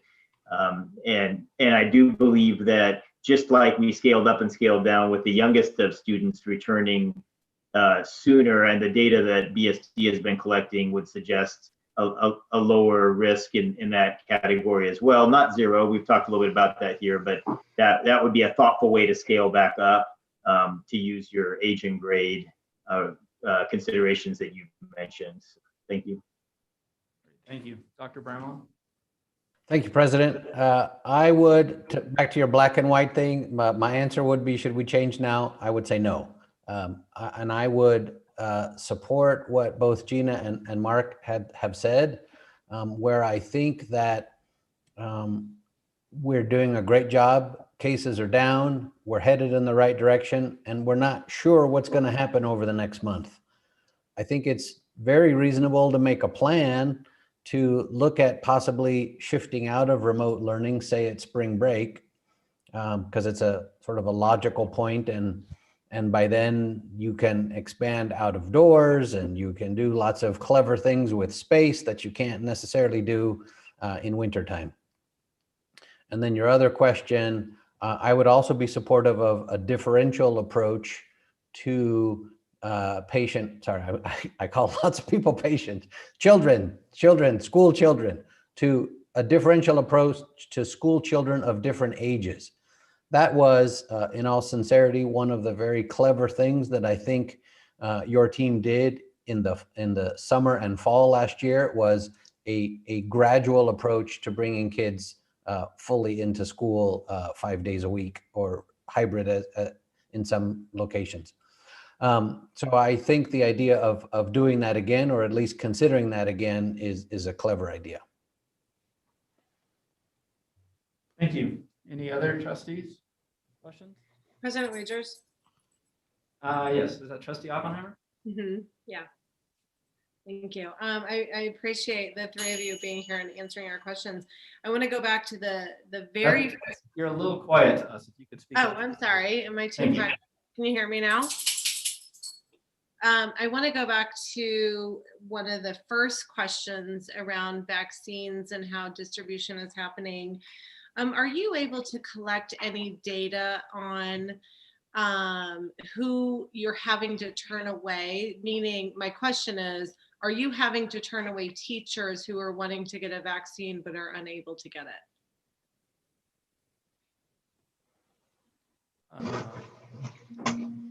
Beth was asking if you're having to turn away people. Have you had to turn away teachers so far? Has that been a major group that you've had issues with? I know once the 65 and older hit, we've had some concerns there, but I think previously we were able to get most vaccines, but we'd like commentary on that as well. So we'll start with Dr. Nasser. Thank you, Trustee Oppenheimer, for the question. To my best knowledge, we have not turned away those in the eligible group. So healthcare providers, first responders, now teachers. What we have had to do is cancel and reschedule some number of patients that we booked because the vaccine supply did not arrive when we expected it to. And that has been a logistical challenge that we've been working actually collaboratively between the two hospital systems and with the other clinics in town. But for for each next approved category, we've been able, to my best understanding, for those who desire the vaccine, have raised their hand and said, I'd like to come be vaccinated. We've been, as a community, been able to accommodate them. And if there are exceptions to that, we would be eager to try to get those folks in, to try to help them, the teachers and the school staff being of a higher priority in this current stage. Dr. Brownwell, do you have a follow-up on that? Yeah, I have not heard of anybody being turned away thus far. It certainly is possible that people, or it has happened, that people who want to get the vaccine can't register online or our appointments have filled up. But we have not, that I'm aware of, turned people away once they come and once they have an appointment and we're all set to go. The only reason I could imagine that would happen is if the person is suddenly ill, and maybe we choose not to give a vaccine at that point, or if they have had a significant anaphylactic, really, really bad allergic reaction to some of or one of the ingredients inside the vaccine. So outside of those somewhat unusual circumstances, I don't think we're turning anybody away at the time of vaccination. Thank you. Gina, do you have anything to add on that? Yeah, it's a good question, Trustee Oppenheimer. So we have a weekly call with school administrators on Monday and Friday, and I put a call out for anyone who was aware of any staff today. And granted, it's not attended by every school every Monday and Friday, but in that call out, I received a list of 10 staff out of our entire district that were unable for whatever reason to get their vaccine. And by the time they went to schedule, then the 65 and older had populated into those slots. And so we can reach out to districts and continue to do so and have a way to get them connected with a vaccinator sooner than later. And they don't necessarily, I don't want to call it wait in line. It feels like that, but they can connect with us and we can make sure that they get to a vaccinator since they're already in a subgroup that's active. Any other trustees? Questions? President Wagers. Trustee Langley? I just wanted to ask Gina, you guys track, CDH tracks COVID in person, and for Ada County, do you guys know, is the 2 school districts that are in person, are they having higher rates of COVID infection in the children? Yeah, it's a really good question. I asked that question of my team explicitly, and the answer is it varies. It varies by individual classroom. It varies by, I'll share sometimes our investigations don't always align with an individual school's investigation. So they may come and say, we only have 3 people that need to be quarantined, and we'll do an investigation with that student or the family and recognize there's more than 3 people, maybe double that, and the recommendations for who is potentially exposed significantly does not align. And so I don't know. I asked them explicitly, do we have higher rates in the K through 5? I think I'll speak to K through 5 since those are the ones that are 5 days a week with the 2 larger districts. And they didn't indicate that there was those higher rates. We see higher quarantines as a result of that. And we never really know. The other question we tend to get secondary to that is how many of those quarantine turn into positives. And there's no way we can get that granular with our data because it's either not reported, or if you're in a family with someone who has an infection in their family unit, sometimes they often they choose not to test the other kiddos because they already know that it's COVID and they're presumed probable. So I don't believe at this time we are seeing that we can confirm. I'll also add, actually, if I could, their secondary comment to that is that particular grade tends to be more asymptomatic. So there's probably a lot going undetected that we're unaware of. And so it doesn't get added to those cases, obviously, if they aren't having symptoms and no one suspects that they are a carrier. Do you have a follow-up? I have another question. Okay. Trustee Langley. Gina, I'm sorry to put you on the spot, but I have another question for you. So you guys also follow community health in general. Have you seen an increase in neglect cases or difficulty with children, child abuse, et cetera, during this time? Thank you. It's a good question. We as a department don't track child abuse cases. That's with the State Department of Health and Welfare. So I actually don't have an answer to your question. Unfortunately, I'm happy to go look for it and circle back with the board if that's something that you would like to know about cases, particularly in Ada County. Even I can find that information and get it to Lisa, who can share it with you. Mr. President. Dr. Bradwell? Well, my side job. Dr. Brown. Thank you.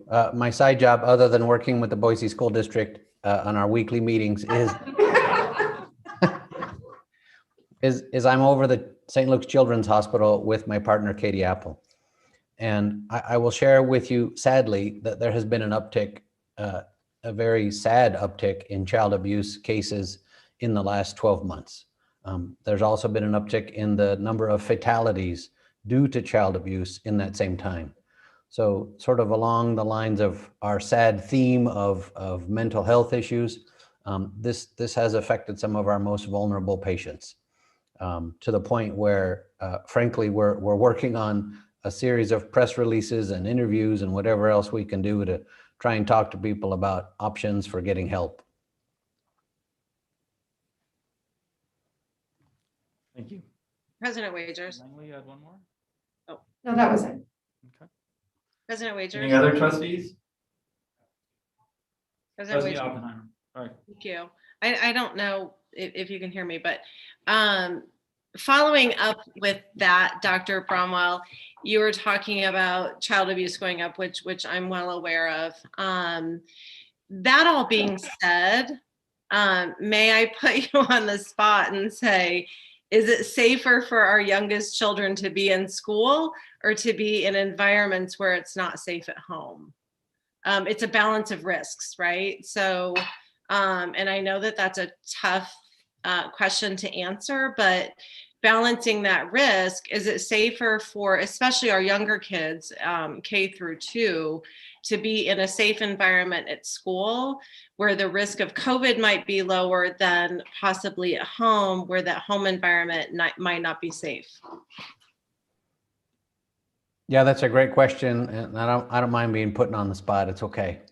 You know, that the challenge that we have is the people who are most at risk of child abuse, of being a victim of child abuse, are infants, particularly those who are less than 6 months of age. And by and large, they're not going to be in any sort of a school setting.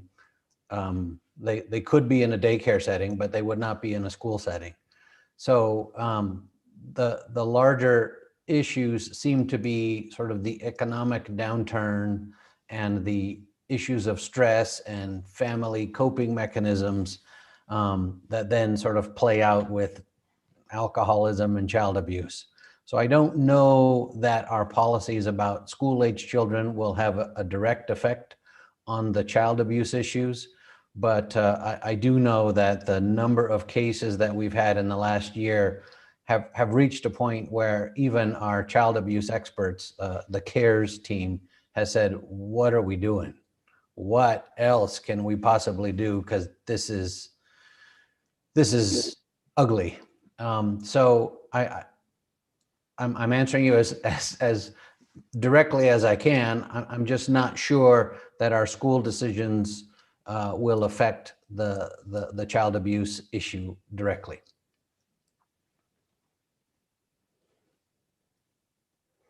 Thank you. Trustee Oppenheimer, you have any follow-up? President Wagers. Trustee Gregory. Thank you. I'm wondering if all three of you want to weigh in on this question. I'm interested in the impact that a more widespread, quicker return testing procedure would have on the safety of opening schools, and what barriers are there to us doing something like that, and what entity would do that? Maybe we can start with Gina on that one. Great. She loves testing. Yeah, it's a great question, Trustee Gregory. Obviously, if we had unlimited tests, we could surveillance schools. We had effective asymptomatic testing that was accessible to all families. It could certainly change the course of our ability to manage how we operate in schools. I don't know that we have that resource. I don't know that we have, I don't think you're asking me if we have the buy-in from families to be able to do that, but it requires a significant commitment and an ongoing commitment of resources and time to make that happen. It could allow us, and it would allow us to have accurate information at the time that we need it to be able to make better decisions. But there's certainly other factors at play, and I'm sure Dr. Nasser and Dr. Bramwell can add and elaborate on this piece. Dr. Nasser? Sure. Thanks, Trustee Gregory, for the question. I think we've come a long way with our testing, the technology, the capacity. We currently have now more capacity than we did a month or two ago, which is great. We also have the ability there's more ability to test in a rapid fashion, but much of that has to do with symptomatic patients who are expressing the virus, and to get those instant tests, the real standard for PCR testing still isn't an instant test. And really, I think what you're referring to is a complete shift of strategy. If we were to surveil healthy populations of people on a regular basis, not infrequent to how maybe some of the higher level sports teams, are doing or something like that, that would be a significant shift in our community strategy than what we've taken, which has been test those who are symptomatic or who are at risk, and that where we need to make a clinical or quarantine decision or or treatment decision based on that result. So I don't know that we in our community are at a level where we could shift from a school standpoint to, nor am I sure that the teachers and the students and the families are ready, for that level of strategy. But you're touching on, another possible approach to the virus that would require probably more coordination and conversation if we were to go down that road, and probably more resources from a testing standpoint. Dr. Bramwell, do you have anything to add? Yeah, just that, the groups that have been able to institute surveillance testing really well have a compliant, cooperative population and usually unlimited funds. And so I don't know if we have either of those two things, is the nicest way I can say it, because the good tests, the ones that have an acceptable level of positive and negative accuracy, are still the PCR tests, which that's our rate limiting test right now, is having access to the most reliable tests. Because still, unfortunately, the best answer that you can get is a positive test, because that's right. Where a negative test, you don't know that that's right. And that's the limitation of us trying to get testing technology in front of a virus that we've really only known for 14 months. So we don't yet have the testing capacity to do that well yet. Thank you. Any follow-up, Trustee Gregory? No, but I did have one other question. Sure. Go ahead. Is there any way to anticipate, or do you anticipate a decrease in the number of COVID cases with fair weather coming ahead? Do we have a predictable expectation there? Statistically, is there anything out there? Dr. Bramwell, you got to go first because you were talking about spring earlier. Sure. Thank you, Mr. President. I will say that, a year ago when we were talking about this brand new virus, there was a lot of hopeful discussion about warm weather and dry weather and being out of doors. And as my son lives in Arizona currently, and it's been the epicenter of all things bad with COVID, that doesn't seem to play out consistently. The one thing that I'll say is that with all viruses, the more that people are away from each other, the harder it is for the virus to get transmitted from one person to another. And one of the big reasons that influenza happens every year, but this year, is because people are in close spaces together and they're coughing on each other and shaking hands and doing whatever people do back when we used to see one another.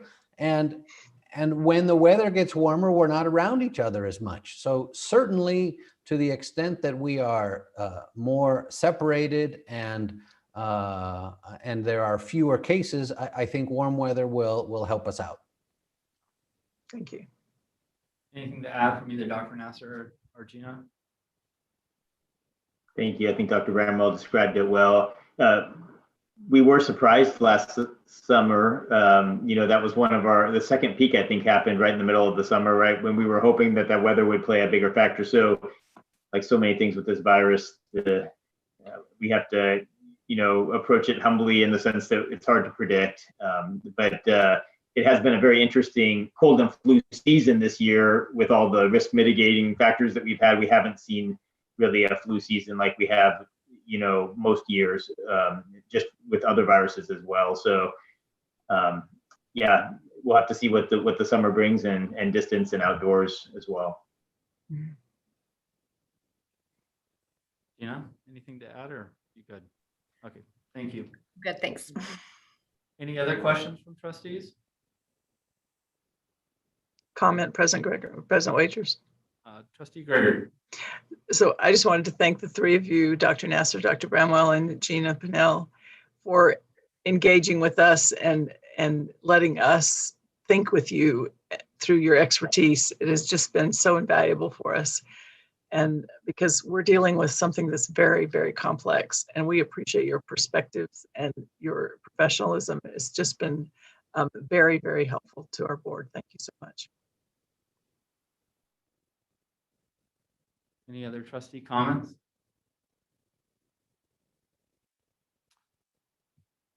All right. Well, I would echo what Trustee Gregory said. You guys are a treasure for us. In a very difficult time when there's no right answers, you at least provide clarity on the science. We appreciate that. I know there's still not a lot of right answers even with the science, but at least we can trust you three in helping us through this and helping us make the best decisions, because we're asking a lot from our various stakeholders, from our families and from our students. They're under stress, from our teachers who are they're going in and out of various things, our staff who is trying to keep our schools clean. We're asking a lot, and with your help, it makes that ask a little bit easier. So thank you very much. And with that, we're going to give you a pass for the rest of the evening. But thanks once again for coming to another Boise School Board meeting. I'm sure this won't be your last, which is good for us. I don't know if it's good for you or not, but we're glad you're here. Thank you once again. Thank you. Thanks for having us.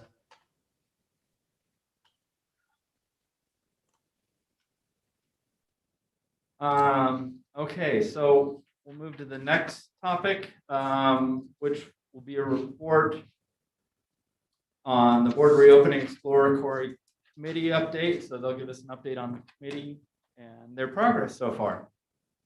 And starting out, Mr. Nick Smith, it looks like.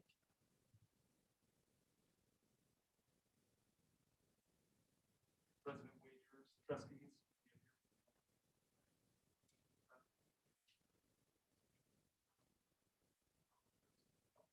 Hello? No.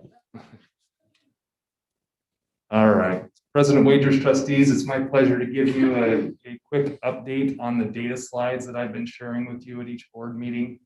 They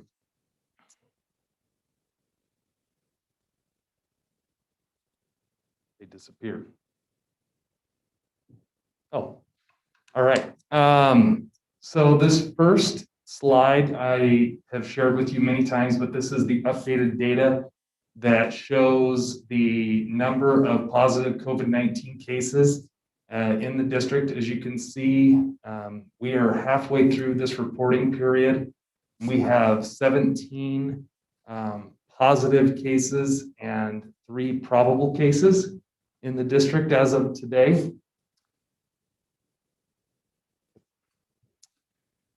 This is just a breakdown of those same cases, the positive cases by secondary and elementary. You can see 10 of those cases have been at the secondary level, 7 of them at the elementary. Here's the positivity rate. 0.08 at the secondary level, 0.06 at the elementary. This is a new slide. And you will have more context for these next two slides in the next presentation from Director Anderson and her team that have been working on the reopening committee. But this is the positive cases per 100,000. And this is just another look at a lot of the same data that I've been sharing with you over the last couple months. But as you can see from this slide, we currently are at a little over 20 cases per 100,000. And that will have more relevance when Director Anderson and her team share with you in just a little bit. So one question. Sorry, Nick. So is that within the schools or is that within the community? President Wagers, great question. This is within our school community only. So this is looking at students and staff in the Boise School District, that total population, and then applied through the factor. This slide is another look again at the same kind of data, but just giving you a different perspective. Again, this will have more relevance when they share with you some of their reopening information. But as you can see, we're at 0.06% positivity rate. Again, this is just students and staff, Boise School District population total. And again, they'll share with some context soon. This is the number of probable cases by the reporting period. As you can see, we've had 1 secondary and 2 elementary probable cases during this 7-day period. This is a slide that I've shared with you over the last few meetings. This is cases reported during our winter athletics. So these are all cases associated with a winter sport or winter activities, extracurricular activities. You can see we've had 2 positive cases in this current 7-day reporting period cycle. We had 2 positive cases in the last reporting cycle with 1 probable. These are the number of quarantined staff and students. So as you can see, we had 752 on February 5th. Again, we're taking snapshots in time on this. We're looking at the number of quarantines during that week. And so we're reporting that every Friday at this point. So we had 752 as of last Friday, and you can see the breakdown there, elementary versus secondary as well. This is the same data, but a percentage just to give you some context of what we're looking at. And then this is a new slide, and we're going to be starting to report this data to you in our regular meetings as well. But this is a breakdown of quarantines, but staff versus students. As you can see, on February 5th of our total, 711 of those quarantines were students, 41 of those quarantines were staff. This is important when we start talking about our operational abilities, right? When we talk about how many subs do we need and whatnot, the quarantine number for staff is important. So that's one of the reasons we started looking at this data through this lens. And that kind of dovetails into this next data that I shared with you guys on a regular basis. This is absences and fill rates by month. As you can see, in the month of February to date, we have 1,221 total absences or vacancies. And then of those, 454 of them needed filled. We have filled 382 of them. We have unfilled 77, which results in the next slide. As you can see, we're about an 84% fill rate for those that need filled, which is good. We're starting to climb back up. As I've shared with you guys before, we average about a 92 to 93% fill rate in a normal year. You can see we started the school year off in that ballpark. We're climbing back up towards that, which is a real positive thing. That's it. Any questions for me? President Wager. Trustee Doan. I know you explained this before, but I forgot the answer. With a normal 92% fill rate, explain that to me and how that is. I forgot. President Wagers and Trustee Doan. So in a typical year, we would average a 92 to 93% fill rate. So that means that of all the absences that we had that needed a substitute, 92% of them were getting filled by a substitute. This year, we have seen a lot lower numbers. Part of that is because of the sheer number of absences that are being taken, but a lot of that is also just substitutes not picking those jobs up. So I wouldn't say right now we're not seeing more absences than we would in a typical year. We're just seeing fewer substitutes picking up those jobs. There's a lot of reasons behind that. A lot of our substitutes are retired educators or retired citizens. They're in a vulnerable population. They're not comfortable working in a school setting. And so that impacts our fill rate. Help me with what happens to the 8%, I guess.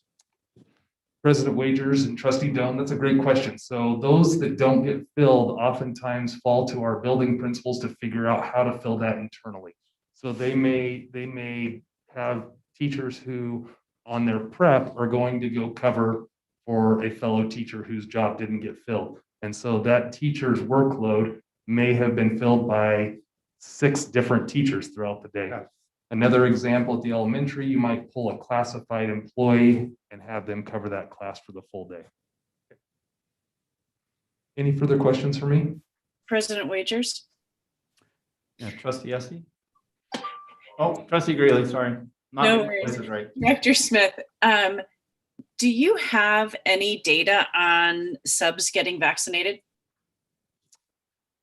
President Wagers and Trustee Greeley, that's a great question.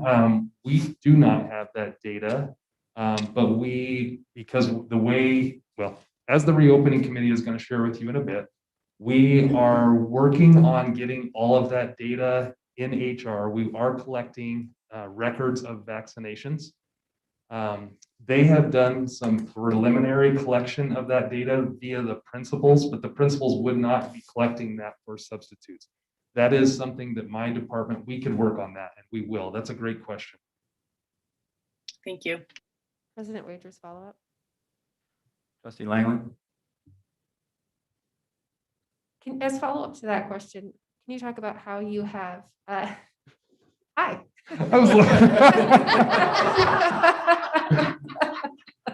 Hello. Can you talk about how we have offered vaccination to our substitute pool? President Wagers and Trustee Langley, that great question. I was actually going to do that as a follow-up, and then I was like, we have offered, and our substitutes are eligible to get the vaccination. And we have had many subs reach out to us asking about the ability to get the vaccine. We've been giving them, they have received all the same information as our full-time and part-time employees. And we've continued to provide additional information to them through our substitute office to make sure they are getting that information. We followed up with our substitutes one-on-one with many of them reaching out, needing additional information. We've continued to provide that to them. We also have sent out information through some of our releases and some of our social media, letting people know that we are still onboarding substitutes and still hiring substitutes at this time, and making it known that substitutes for the Boise School District can receive the vaccine. So we've been kind of marketing and sending that information out, and we continue to onboard new subs, and actually are fairly busy with the onboarding of new subs at this time. And I think a lot of that is because they are eligible for the vaccine. Any other questions? President Wagers. Yes. Thank you. Director Smith, thank you. You had a slide that indicated that I think it's current that 41 staff and 711 students are quarantined. Is that, first of all, is that a point in time? Second of all, can you give us a percentage of that? So 41 out of X number staff are in quarantine, 711, there you go. 711 students are in quarantine out of, I think that we always use like 25,000 or something. Is that a high number, low number typically? Could you give us a little bit more information on that? President Wagers and Trustee Oppenheimer. So to give you a little bit of perspective on the staff number, that's 41 staff members out of what we're probably about 4,500 staff members. So it's going to be percentage-wise, it's going to be very, very, very small. 711 students out of, what are we about, 27,000 students? 25,000 students. So I need one of my mathematicians. Is that the staff one? The student one is 0.02844%.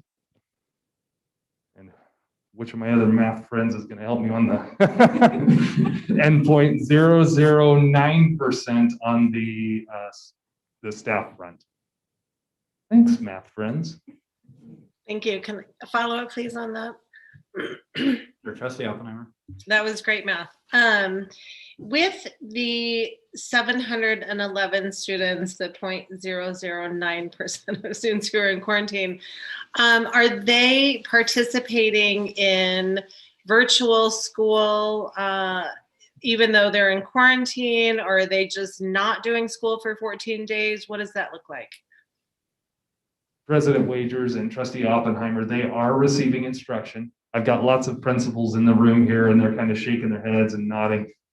Yes, they continue to receive instruction. Some of that might be virtual, some of it might be in information sent home to students, just like we typically would with a student who's absent. And so it just depends on the teacher, depends on the classroom, depends on the school, but they're continuing their education and their instruction from home during that quarantine period. Okay, great, thank you. President Wagers. Trustee Esty. Director Smith, do you have conversion data for students and staff who are in quarantine? Can you? Sorry, conversion data. Do you track how many of your students and staff who are in quarantine actually convert to positive? Yeah, I think Trustee Esty's asking about conversion, actually where they are testing positive after being quarantined. Yeah, President Wagers, I'm going to defer to Tamara Frederickson. The number of people who we quarantine that eventually end up testing positive. Do we have that exact data? We have not been tracking that data. That would be possible, but we do not have that. Yeah, so Trustee Esty, I'm not sure if you caught that or not, but we have not been tracking that data, but it is possible for us to do that, and we could start doing that. Thank you. I think that would be helpful for us to understand just the delta between how many people we're quarantining and how many people convert as we make these decisions about returning to 5 days a week face-to-face. Yeah, I think, President Wagers and Trustee Esty, we'll absolutely start looking at collecting that data. I will say, I think the number is quite low, just based on what we have observed, but it'll be nice to actually track the actual data. Yeah, I would agree that I'd like that also to understand the quarantine length, whether it's 10 or 14 days and whether we're, getting that's proved useful. I know we like to go to the gold standard, but at what point would we move to maybe a 10-day quarantine possibly? President Any questions Wagers. from trustees? Yeah, President Wagers, I have one more question, please. Trustee Oppenheimer. Well, it's probably not one more, but of the 711 students, Nick, do you have, and maybe you showed it on the slide and I missed it, do you have that broken down, our K through 2 or elementary versus high school? Maybe you showed that in quarantine. President Wagers and Trustee Oppenheimer, yep, we're just going to pull that up right here. This is the breakdown of that. It's nearly 50-50, as you can see, on elementary versus secondary. Okay, and do you by chance have that broken down with the elementary? Do you have that broken down pre-K through 2nd grade and then 3rd grade through 6th grade by any chance? President Wagers and Trustee Oppenheimer, not at this time. At this time, we've been collecting it just at the school level. Okay. Part of that is because we aren't collecting data down at that fine level for trying to protect the identities of individuals. So we collect it in the aggregate by school, and that's how we've been collecting. Okay, thank you. President Wagers, Trustee Langley? can we look back at the actual positive cases number versus elementary and secondary?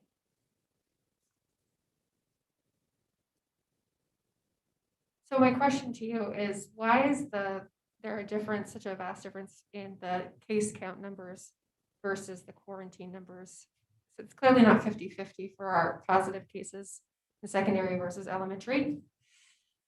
What's the trend there, or why? So President Wagers and Trustee Langley, just to reiterate your question, make sure I'm understanding. So the fact that we have, I'm going to go back one reporting period, we have 31 positive secondary, but yet the quarantining numbers seem to be 50-50. Why is there that discrepancy? That's a good question. I don't have an answer to. Tamara? Dr. Smith, I could speak to that.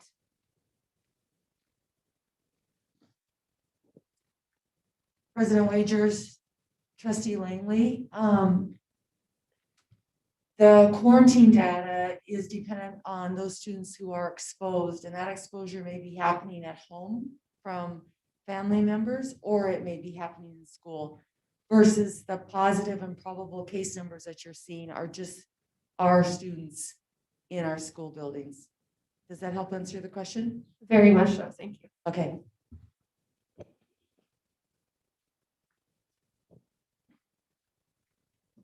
Any other questions from trustees? For the record, I was going to go quickly through those data slides to leave time for Director Anderson and her team. I think we want to hear from everybody. We'll give everybody plenty of time. Thank you.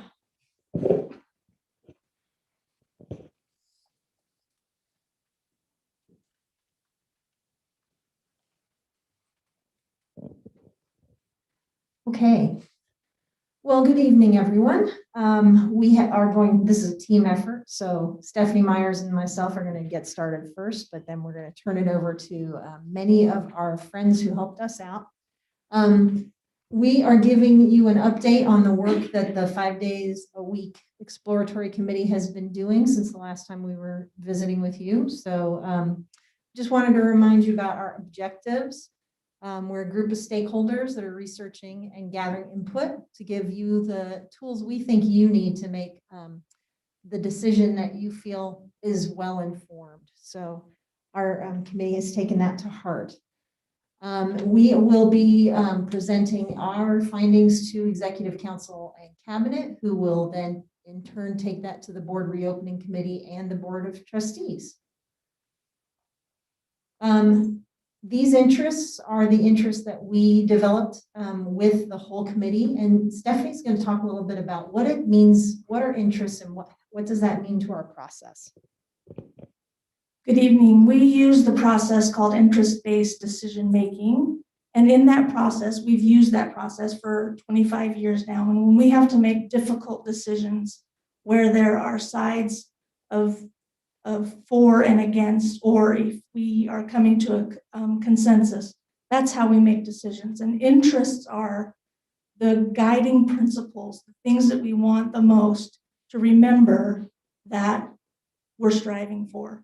And so our interests, and you can read them, and we've presented them in rough draft form, but we took that off. So now they are finalized. Our interests really are about safety for our students and our staff. We want to be database and methodical. We want to mitigate risk. We want to be flexible and creative. We want to strive for recommendations that are balanced and have consistency. We gather input from all of our stakeholders. We will consult with our medical partners, as we've done tonight and several times every week. We consider equity between all of our students. We want to address the needs of the whole student. And we've talked a lot about academic and social, emotional, and co-curricular. We are honest and transparent, and we are empathetic and respectful. And when Becca and I started this process with our entire committee, that's really what we wanted to impart upon them. And I can tell you that as someone who's been in the district for 25 years and a teacher and now the BEA president, the people that are on this committee absolutely live by those interests. And we've created options and we're doing research so that when the solutions come forward, they mean something. And that was a nice segue into who is on the committee. We have a very big tent. We have 5 teachers, 5 principals, 5 parents, 2 school nurses. Tamara Frederickson is indispensable, our health services administrator. Stephanie and myself, and then 5 principals, and many of whom you will get to hear from tonight. We've had a few questions come up about actually who's on the committee and how those folks got chosen. So in the past, and we did this the same this time, when we form a joint committee with the Boise Education Association, we sit together and go through folks who've expressed interest, but we really strive to look for balance in a committee. So all 4 quadrants, non-title, title schools, big schools, little schools. We were really fortunate in them when, I'm trying to think if it was the last board meeting, but when the announcement was made in this forum that we were going to form a committee, we had many parents come forth and offer to volunteer. I don't know that they really completely understood what they were getting themselves into, but it was kind of a happy accident. If you look at who's on the committee with us, we have a nice spread of folks who have children that are from K-12 in all of our quadrants, and who are actually on the spectrum of how they feel about the return to school. And so we can't thank those folks enough. You know, they are giving of their time. So that's the committee. And then we're going to hear right now from the different working groups. We have a joint committee meeting planned for the 16th. All the working groups met at least twice prior to meeting together as a whole group today. And again, we're going to plan on presenting to the board March 8th. So I believe it's Jolene Lincoln, principal at Whitney, and Director Brian Walker. Sorry, I didn't.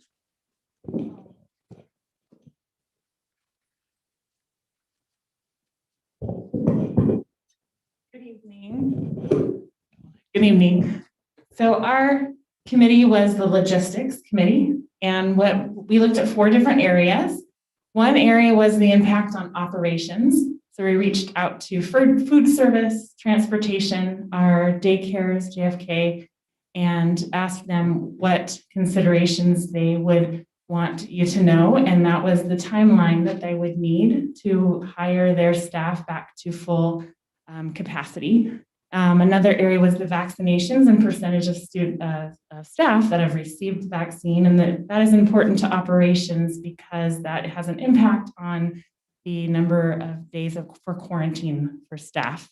And then the next area was Director Walker will.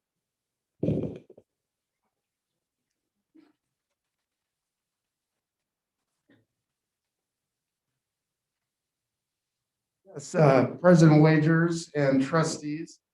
One of the main areas that we looked at in the logistic committee was looking at mitigation strategies and how, if we were to move to 5 days a week, how do we make that as safe as possible? And our centerpiece that we looked at, it's been referred to a number of times tonight by the doctors, is the CDC indicators and thresholds that is provided for reopening schools. And it was, I believe it was mentioned earlier, but this is something that is being revisited by the CDC, and we should have an updated version of this later this week. Director Walker, could we walk through each one of those and kind of, because I went through this earlier, and see where we are? I mean, because each one is a separate gauge of where we are, and I just kind of like to see where we are in moderating risk in each one of those indicators. Because I've had other folks say, hey, you guys should be looking at this harder. I know that our committee is, but I don't know the trustees fully understand where we are in each one of those areas. Yes, President Wagers, absolutely. We can talk about that. So looking at this chart, and I'm going to have Nick Smith help with this, with the data he just went over. But when you look at the core indicators, those first two items is looking at number of new cases per 100,000 within the last 14 days. And then the other one, the positivity rate. And up above the metric, the indicators they have, obviously, I mean, on the far right is red, that's the highest risk. And then it works its way back to the green where we'd be at our lowest risk. So I can tell you this, in the Ada County, we're currently, based on the information we got today, we're in that yellow category. But Nick Smith can share with us where we would fall within our school district based on our district data. President Wagers and trustees. So based on the data that I just shared with you, and this is kind of what I was referencing during my presentation, was this document would give you more context to the data I was sharing with you. But if you go back to that slide that talked about the cases per 100,000, we were just over 20 cases per 100,000. So we are right there on that borderline between the second green column and the yellow column. When we look at the percentage positivity rate, we were lower than 5%. I believe we were lower than 3%.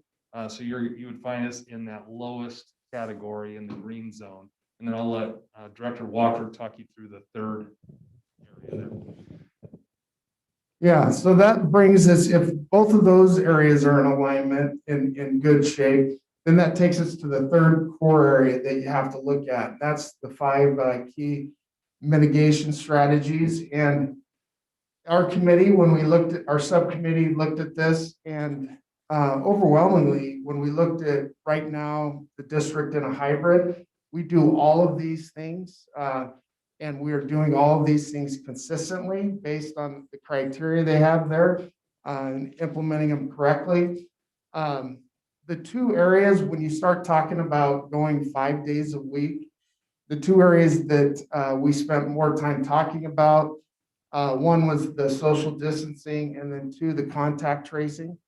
And when you look at the language the CDC uses there, social distancing to the largest extent possible, that raised a big question to us of, do we truly know across our district what we're able to do in every classroom? And so we actually collected that data and had our principals go into every classroom and look at what our conditions were and how much distancing we could have based on the class sizes we knew about. So if we go back to the presentation.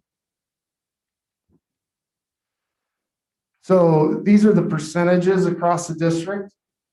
31% of the classrooms can get 6 feet or more. 85% of our high schools could get 3 feet or more in each classroom, 85% of our classrooms, 89% in the junior highs, and then 79% in the elementary schools.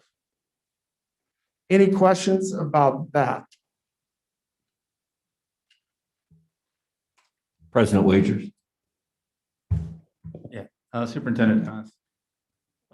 Brian, maybe you could give a little bit more of a breakdown as far as how you went about collecting the data for the board and the different categories you asked the principals to look at in each one of those schools. Sure. President Wagers, trustees, we gave principals 3 categories: 6 feet or more, 3 to 5 feet, and less than 3 feet. And so when you look at those numbers, 31%, which doesn't seem like a high percentage, but when you look at our district, the diverse buildings that we have, and the class sizes, you have to factor that in. And then the 3 feet or more, that we're actually hitting a very high percentage with those. Another way to look at this from a quarantine standpoint is if 31% are hitting 6 feet, you have 69% that are less than 6 feet.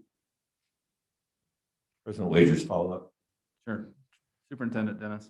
Brian, can you talk about the total number of classrooms district-wide that could meet the 3 or greater?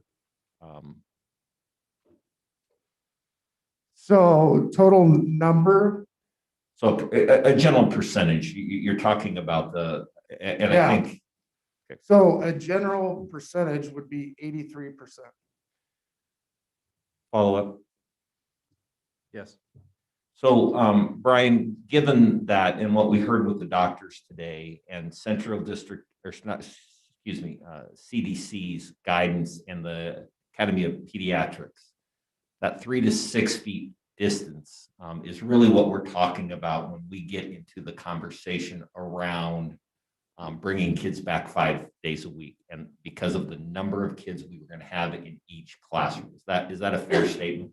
Yes, that is a fair statement.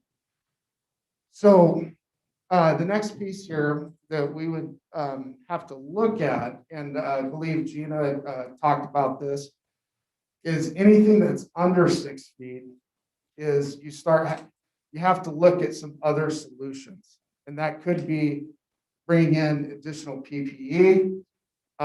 Gina, as you heard her earlier, mentioned pods. Pods is a strategy where you would create pods within a classroom of say 3 to 5 kids. So to minimize your risk, if you had a positive case, only the other kids in that pod would have to quarantine.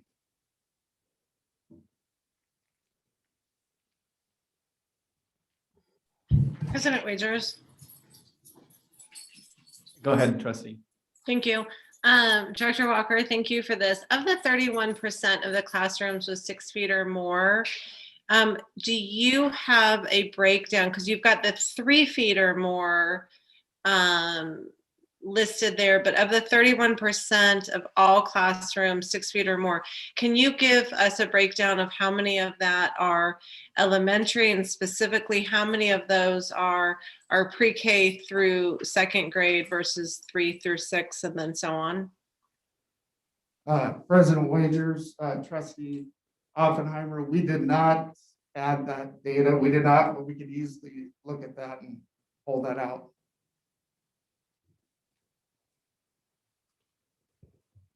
President Wagers. Trustee Langley. I wonder if there's also a possibility of looking at the distance in special needs classrooms to see that specific band of students and how we can address their spacing.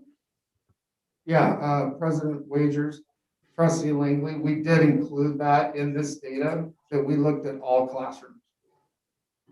So we looked at our special ed classrooms based on their class size, number of students, number of people in the room. And so that's all included in this data. Oh, Trustee Langley. I'd just like to see it broken out from the data to see if Yeah. we could, how we would deal with just that group. Yep, we can definitely pull that out also. President Wagers, follow up. Oh, sorry, Alicia. Trustee Oppenheimer. No, go ahead. I wanted to, actually, Director Walker, I wanted to follow up to Trustee Langley's question about the special ed classrooms. I mean, if you were to estimate, would you say that the majority of our special ed classrooms met that 6 foot social distancing, or would they be more in that 3 foot category? President Wagers, trustee Oppenheimer, with not having looked at it, just going off my best guess. My guess is yes, that many of our special programs would meet that because they have fewer kids in the classroom, space, but not necessarily in some of our general special ed resource rooms because they tend to have more students. Mm-hmm. Okay, thank you. Any other follow-ups at this point? I have a question, President Wagers. Trustee Greeley? Esty? Yeah. Sorry, I can't even see lips That's moving. okay. Just the way We I should went. probably use our raise hand functions. I mean, we are a school board, so I think that would make it easier. Director Walker, how difficult would it be to set classrooms up where you can't get that 6 feet of continuous physical distancing into pods? Isn't that just moving desks in arrangements of 4 or smaller? Yeah, President Wagers, Trustee Esty. It actually, we've experimented with that a little bit when we're collecting this data. We've asked a few principals to set up some different looks within classrooms. And for example, took a look at a classroom out at Riverside, and we were able to successfully put 5 different pods within that classroom. And follow up. Go ahead. Beyond that, could you not put plexiglass between the desks and the pods as well? President Wagers, Trustee Estes, one of the goals with the pods is you have 6 feet between each pod, so you would not need the plexiglass. PPE could be a potential solution in some situations, but I think the pod method will be in those classrooms that can't get 6 feet will be the primary focus for our classrooms. President Wagers. Oh, and I can clarify.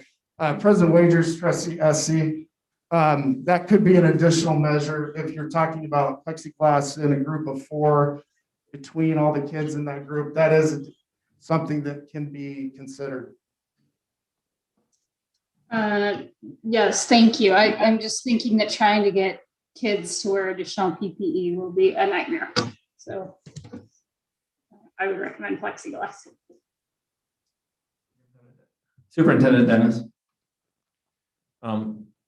Thank you, President Wagers. Brian, can you talk a little bit about part of the reopening would need to be the team that you would like to take into buildings? Can you talk a little bit about that? Yes, that's actually coming up in the next slide, Superintendent Dennis, and I will touch on that. Real quick before I go to this slide, contact tracing, obviously, as you heard earlier from Gina, if you double the number of students coming into the schools and you're changing some of your distancing parameters, some of that, there may be more contact tracing that needs to occur. And so one of the things is that will create a challenge for our district in looking at how can we continue to consistently do this at the level we have been able to do it. Okay. So other things to consider that the group came up with was building teams are going to need time to look at, again, the non-instructional times, the recesses, the lunches, before school, after school. They've already spent, buildings have spent significant time looking at these areas, but they will need some additional time to look at that.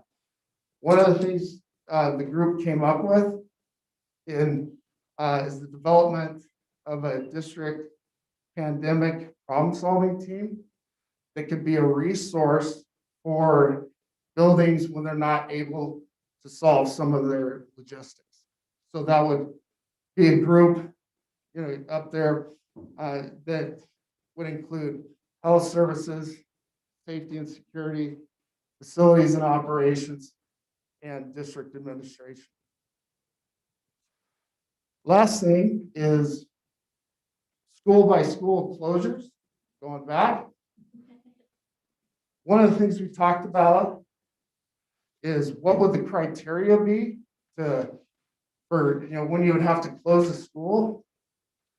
And our group felt like the operational impact based on positive cases and quarantines of staff members would be significantly different based on the number of vaccines that we've seen with our employees across the district, or that they're in process of getting. So with that, really, we feel like you'd be dealing with this more on a case-by-case basis, and it would be more at the classroom level versus school level. So next slide. Members of the board, the last item we looked at was the expectations for staff, for student services staff, and also for parents for when students are put in quarantine and what that looks like when it's 5 days a week and teachers are instructing 5 days a week while also having students at home 5 days a week. So we talked about having clear expectations for what that looks like for staff, parents, and students. And then also having a plan in place for those that choose not to send their students back. If they're currently in the hybrid, having a clear expectations or plan for those families that are still not comfortable.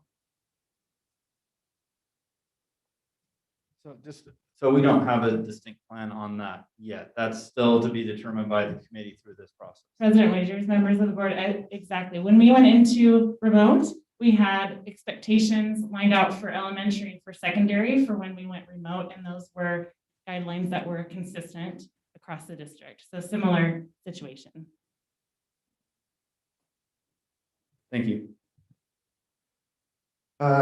President Wagers, trustees, any further questions in the area of logistics?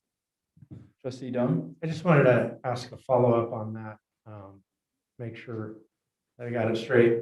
So what you're saying is a plan for if we do go back, students or parents that feel uncomfortable.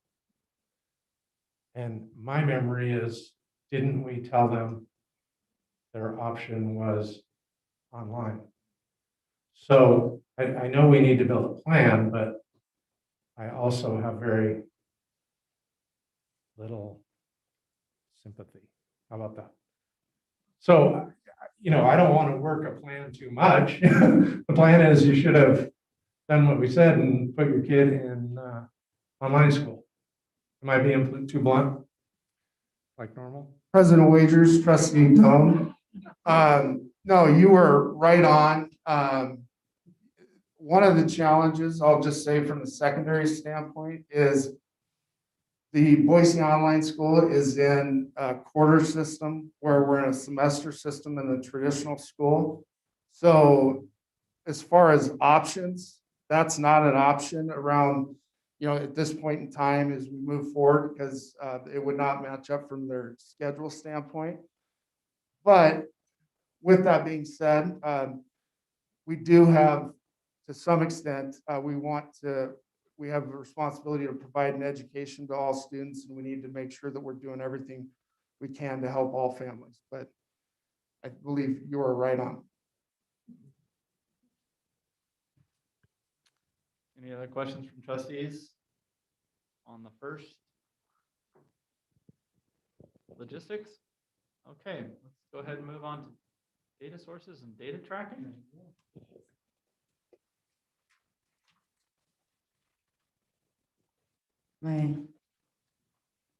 President Wagers, members of the board, I just would like to revisit as a part of the data sources and data tracking work group. I'd like to revisit the CDC decision-making indicators. Our group, as well as we looked at the researched and looked at the various indicators that you could possibly consider.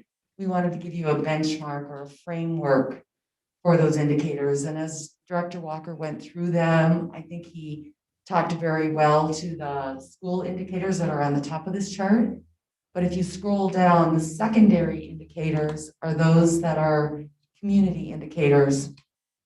And as Gina Pinnell said this evening, Ada County and Central District Health calculates their rate a little differently that's on this CDC chart. But I think it's still important for you to have a sense of what our indicators are doing countywide. And so 2 weeks ago, we were at 41.74% or per 100,000. And now we're at 24.21. Last week, we were at 28.76. We are currently at a 6% positivity rate in the county, in Central District Health District, I should say. You can go back to this slide, please, Becca.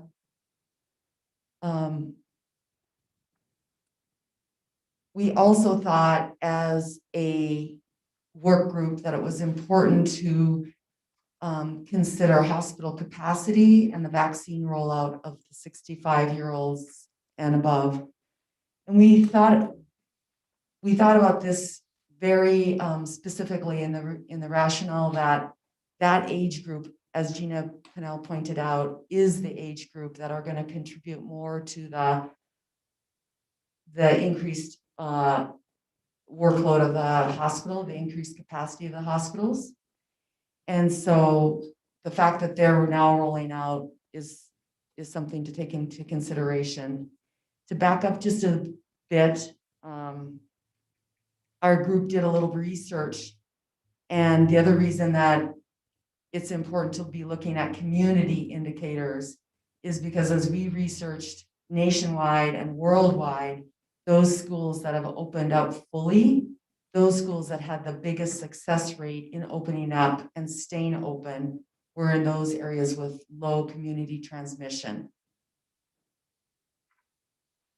Moving on to district indicators, and a lot of this has been covered already by Director Smith and Director Walker, but we felt as a work group it was important for you to look at the district positive and probable case rates, break it down by the school and grade band case rates, as Director Smith talked about earlier, the student and staff quarantine rates, as you saw again in Director Smith's slide. And again, just to reiterate why that's important is we feel as staff have the opportunity to be fully immunized, that you will see the staff quarantine rates decline in correlation with that. And then the last two are the staff vaccination rates. And again, the staff vaccination rates, we didn't talk about specifically, but we have had our principals gathering data in this area for an operational reason, and as well just for us to collect some data around it. And our lowest school has about 51% of staff participating in the COVID vaccination opportunity. And we have schools that are upward to 91 to 95% participation rate by staff, with the median being somewhere in the 70 to 80% range in most of our schools. And finally, I would be remiss in not mentioning how important it is that our work group thought we should look at the student academic and social emotional data. Because as you have talked about tonight, as our educators on our committee and our administrators on our committee have voiced, we have seen an impact of this pandemic on our students of our district, both from an academic standpoint and a social emotional standpoint.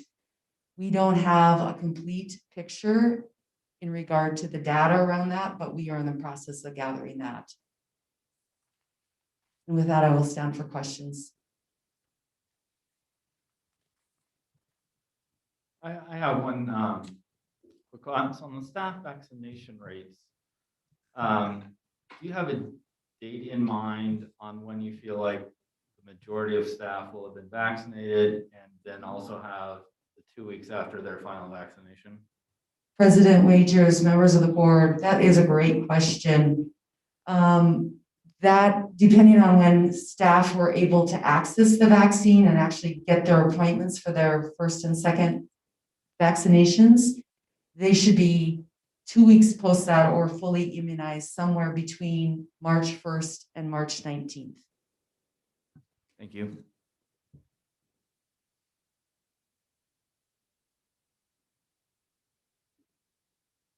Any other questions from trustees? All right, we can move on to stakeholder input.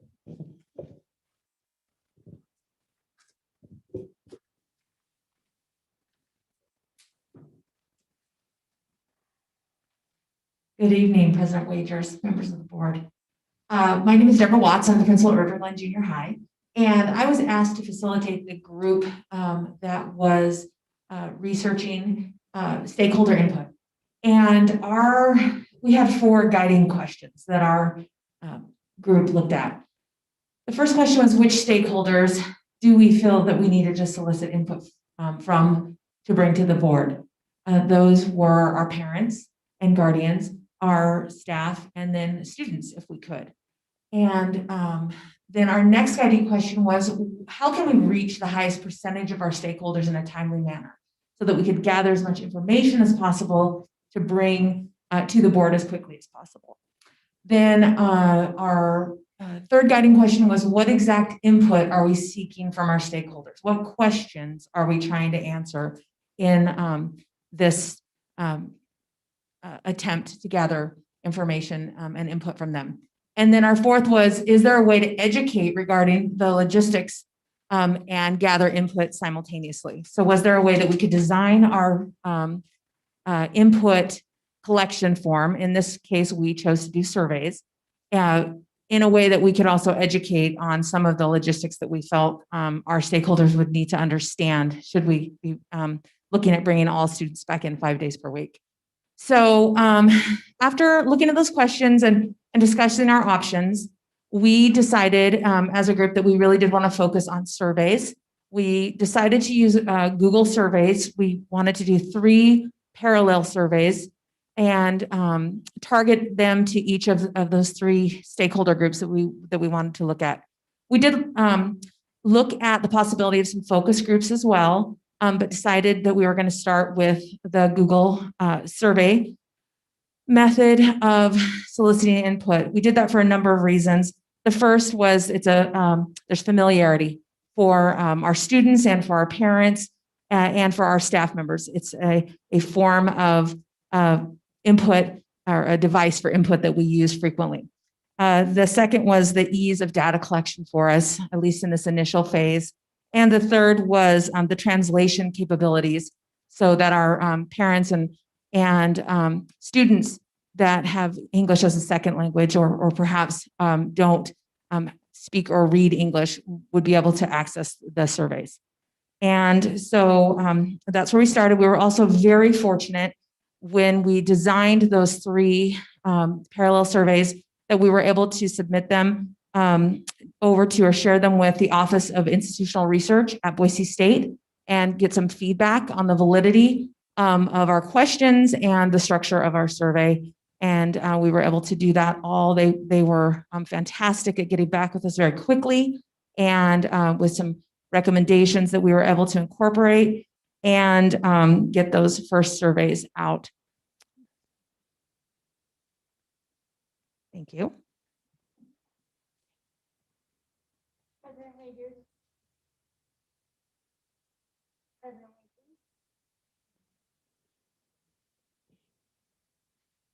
President Wagers and Board of Trustees. And the content of the surveys that Principal Watts was just describing is that the first question we asked our parents, guardians, staff, and students is about physical distancing, because we knew that that was the one mitigating factor that we were going to struggle with if we were to move to 5 days a week in-person learning. And so that was the very first question we asked. We then asked each group whether they support moving to 5 days a week in person, 5 days a week in person, or whether they oppose moving to 5 days a week in person learning, which would mean that we would stay in the hybrid. We asked the parents and the staff to answer those 2 questions based on grade levels. So we asked the question for pre-K to 6, and then we asked the question again for grades 7 through 12. Parents and staff also have the option to say that they do not work with or have students in those grade levels. And then we asked some demographic information. We asked whether or not they were parents or staff or students in 7 through 9, 10 through 12, or pre-K and 6. And then finally, we gave everyone the opportunity to leave a comment if they would like to. So those surveys went out today, and they will be available for our parents, guardians, staff, and secondary students through Friday at 4 p.m. And we feel very confident that we would be able to have preliminary results for the board by Tuesday, February 16th. Does the board have any questions about the surveys that we are using to collect some stakeholder input? Dr. Thamer, just a quick one. About how many surveys was that? How many did you send out? Or how many do you expect? I mean, how many individuals?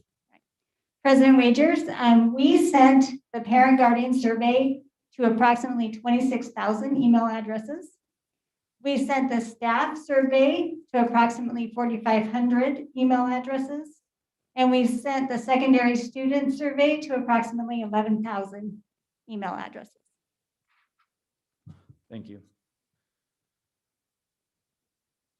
Any other questions from trustees?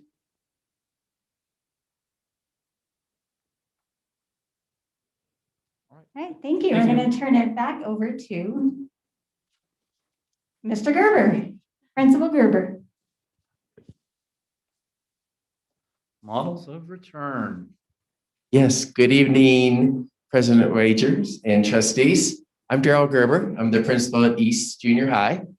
And I got to be on the subcommittee of models of return.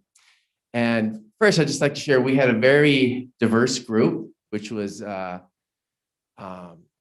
we were able to brainstorm just a variety of different methods once the decision was made to return on what that would look like. And so we brainstormed during the evening and then came up by picking and choosing and kind of putting several together, just our top 3 proposals.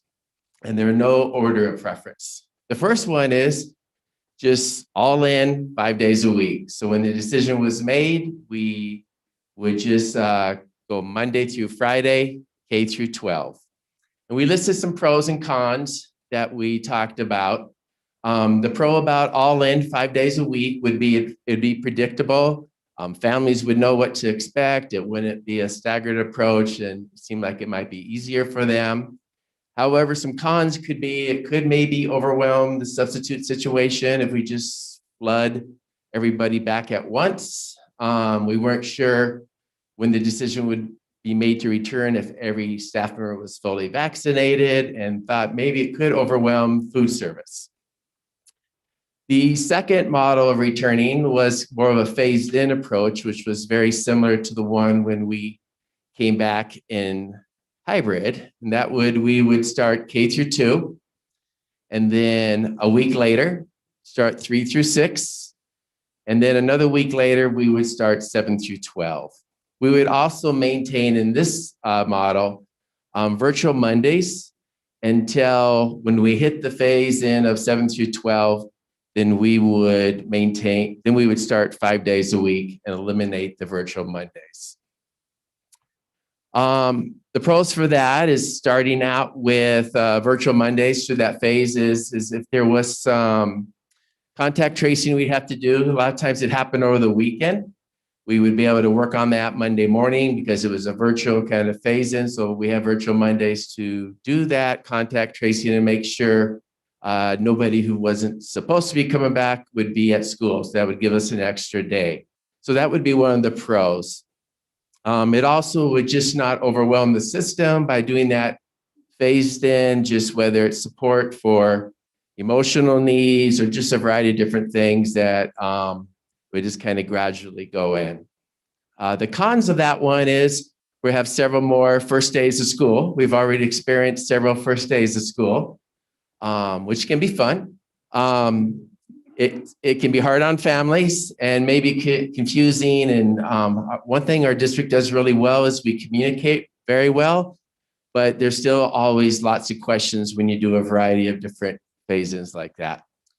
The third model of return is we would maintain virtual Monday for a while and then just do all in Tuesday through Friday. And we would do that for, we did not set a exact time for that, but we'd just be all in Tuesday through Friday. And then after a while, we'd phase back in Monday. And that would also give us some of the pros of the same of above, where it allow us Mondays to do some contact tracing, and make sure everybody who was supposed to be coming back would be coming back or not if there was some quarantining that needed to happen. Again, the cons are just changing schedules and maybe some confusion with understanding some of the communications going out. And then I will turn over to Director Donovan to talk about the special ed.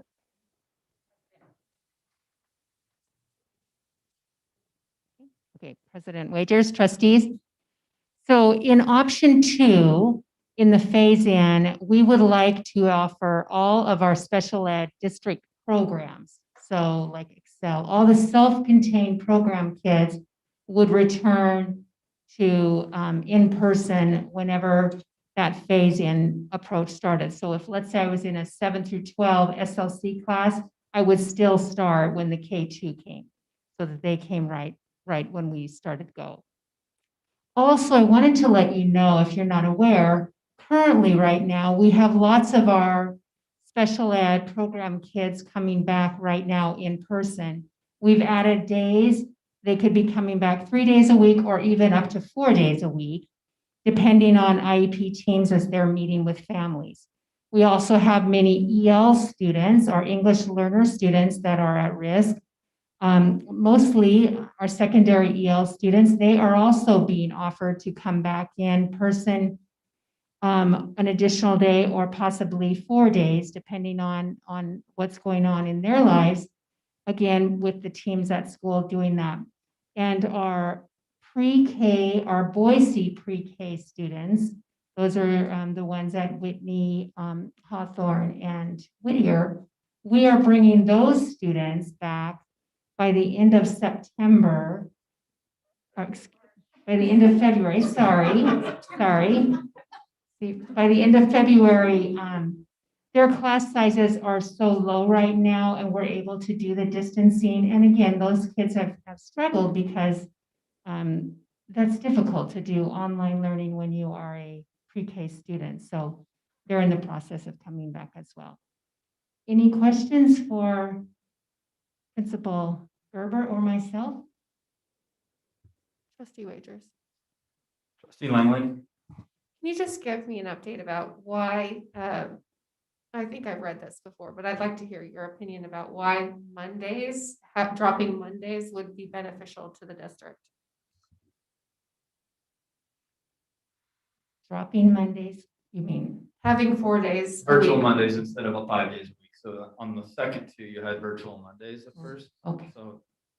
So since on K2, when we're phasing in, because they would be going, not everyone would be going 5 days a week, we felt that the virtual Mondays still allowed for, if, as a school, they can be kind of on the same calendar on that Monday.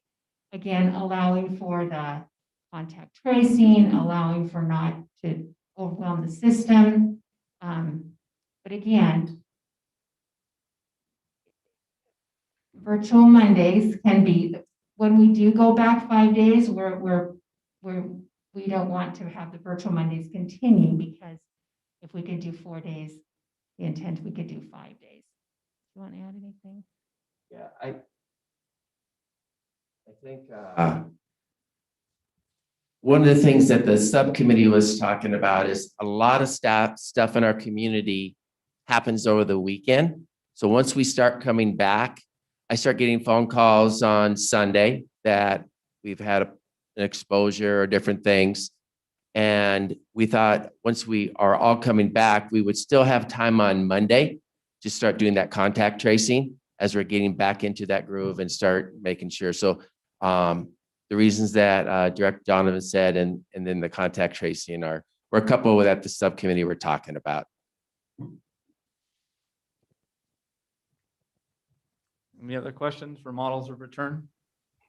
President Wagers. Trustee Oppenheimer. Thank you. Director Donovan, you mentioned that our special ed classes, as well as our preschool classes, they're starting to come back 4 days a week, if I understood you correctly. Can you give us a percentage of how many children are coming back right now, or who are in school right now versus who are not in that category? President Wagers, Trustee Oppenheimer, I don't have an exact percent. Again, those are based on the IEP teams, because even an IEP team could meet with a family and suggest that. They're not willing to take us up on that. We did have some preliminary numbers early in the week last week. I don't have them with me now, but I could get them to you earlier last week. But teams are meeting continually to try to get more families to take them up on it. Follow up, please. Go ahead. And if I understood you correctly, and I could be wrong, Director Donovan, you have been reaching out to these families, our special ed community, as well as our pre-K, to offer them to come back to it, if I understood that correctly. And you're saying that not all of them are wanting or willing to come back. Do you have a sense of why they're not wanting to come back, if they're choosing not to come back? I think it's the same reason that a lot of our families are. They're not sure that we're able to possibly do the distancing. The system that they're using, how they're working through the virtual seems to be working for the family. They don't want to disrupt it until they maybe have to. They could, like in the pre-K, it could be, and we're in the process of the pre-K project kids to come back. So it could be that they've got a system, they've got a daycare set up. Then they don't want to change that until we make that move. But so it's an individual. That's why in the special ed and the ELs, those are teams that are working with the families to help the family make that decision. It's not just a matter of come on back, we want you right now. The families are weighing those options based on a lot of the information that was shared tonight on the safety and the distancing, et cetera.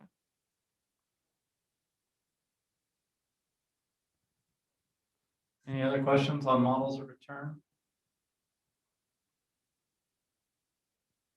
Thank you.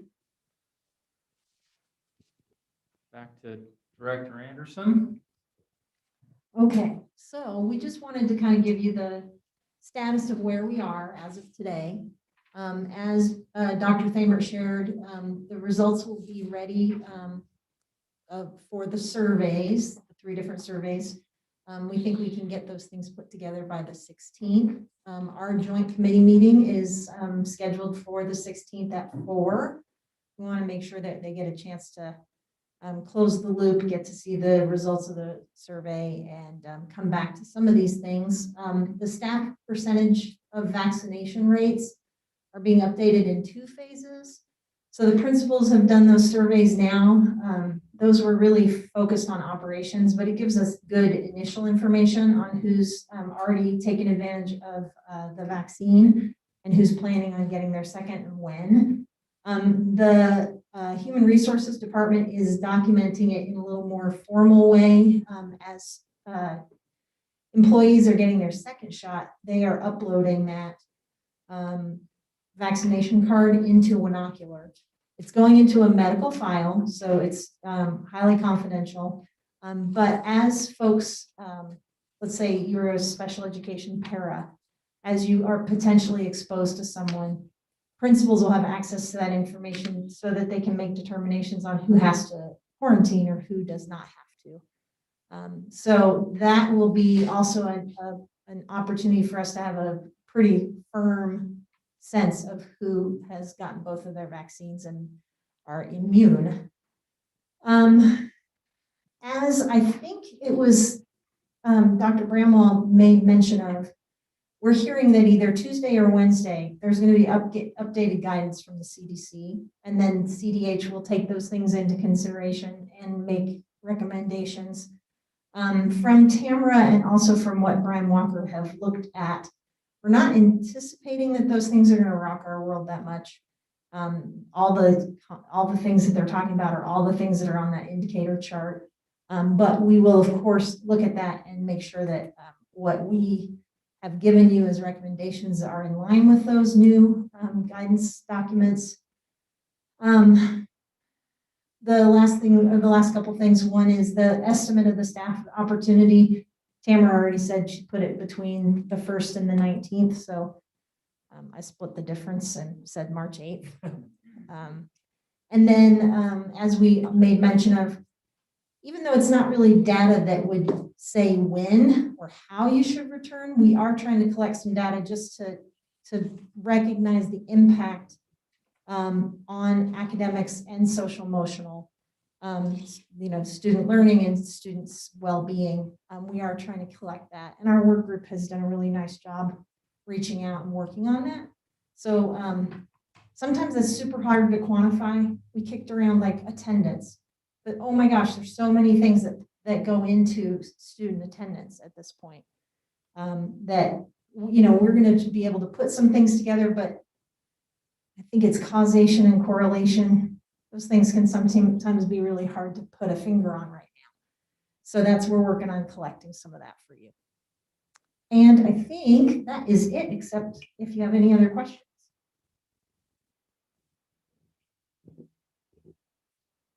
Trustees, questions on the update from the committee?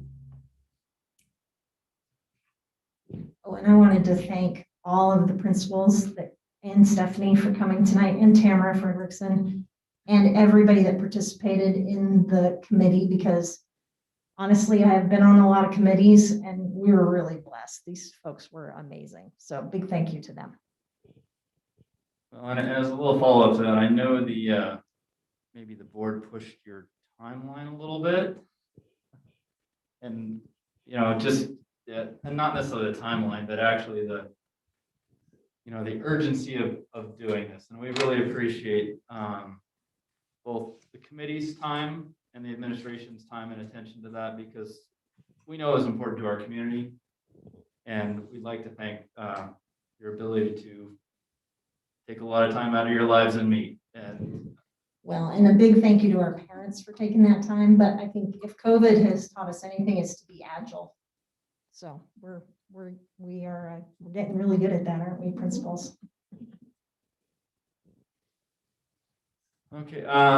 Any other trustee questions on the update from the committee?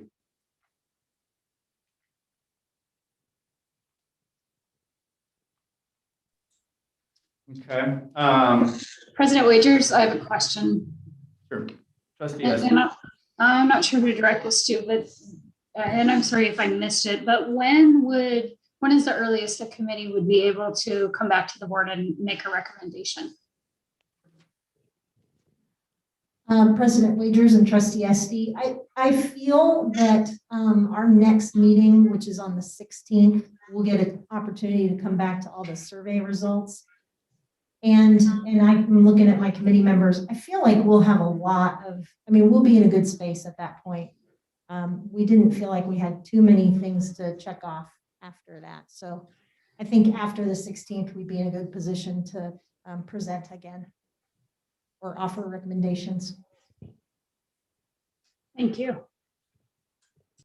So I guess looking at that, and I know we commented to our to the world, they'll be willing to pull a special meeting to look at this information, because I think it is very expedient that we look at this from a community standpoint. And so the 16th is a Tuesday. So the 17th is that,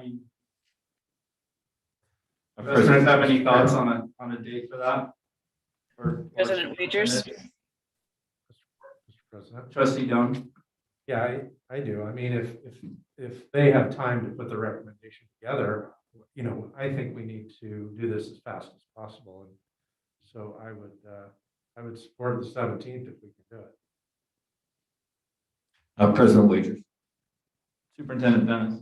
I think the only concern I would have, Trustee Doan, is I think that the recommendations need to come to our cabinet first, and then from there to the reopening committee.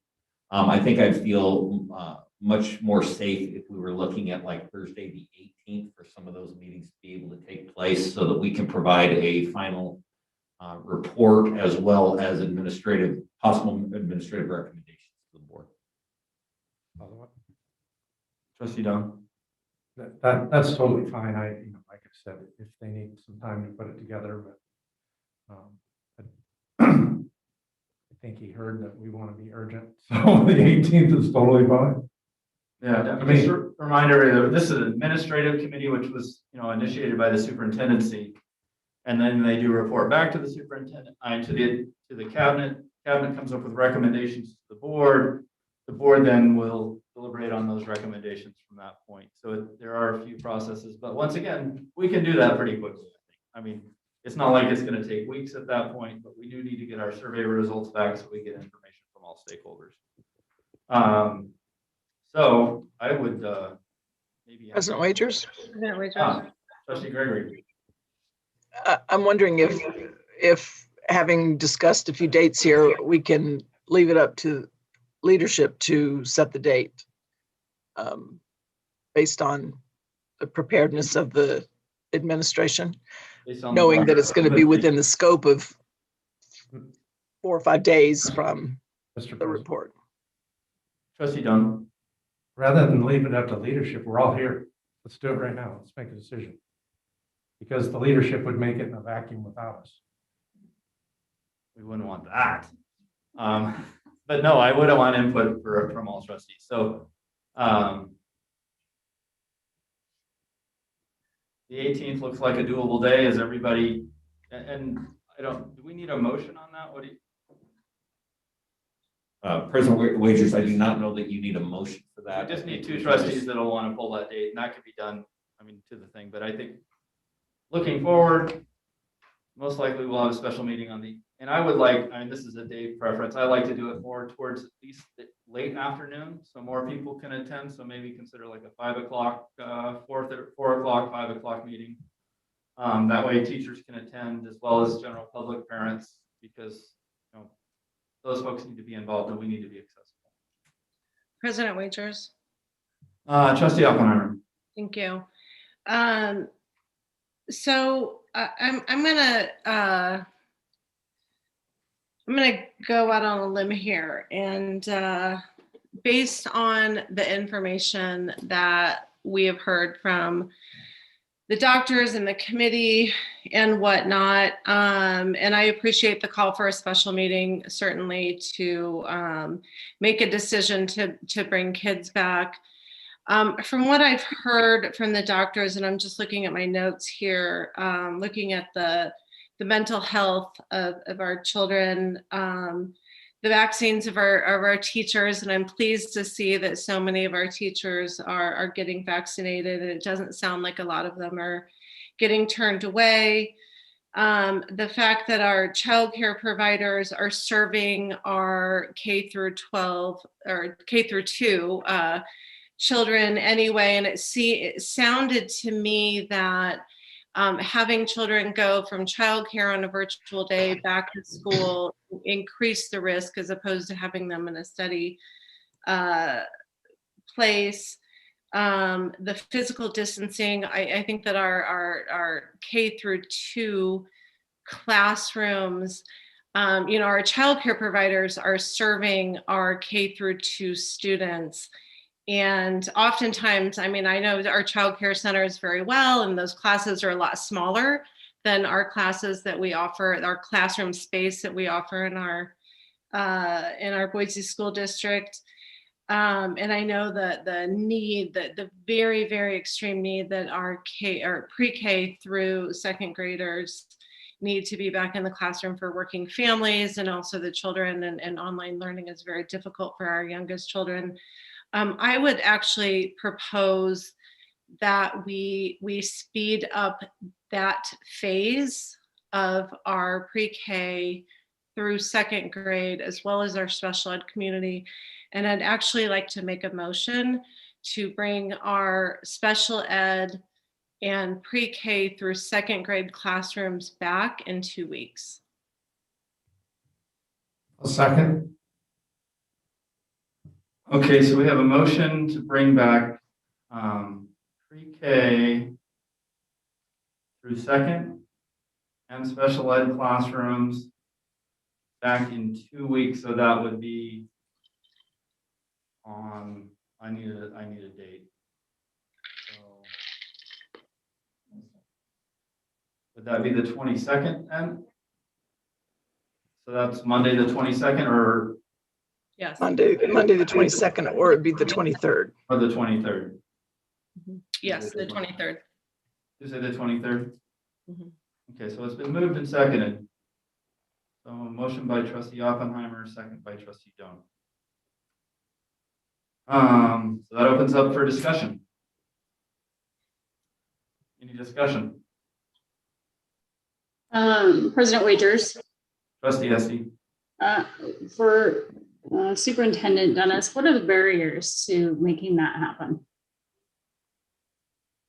President Wagers, trustee Esty, I think a couple of different things. Number one, we understand the need to get those kids back as soon as possible. I think the first barrier that we have is the vaccination issue.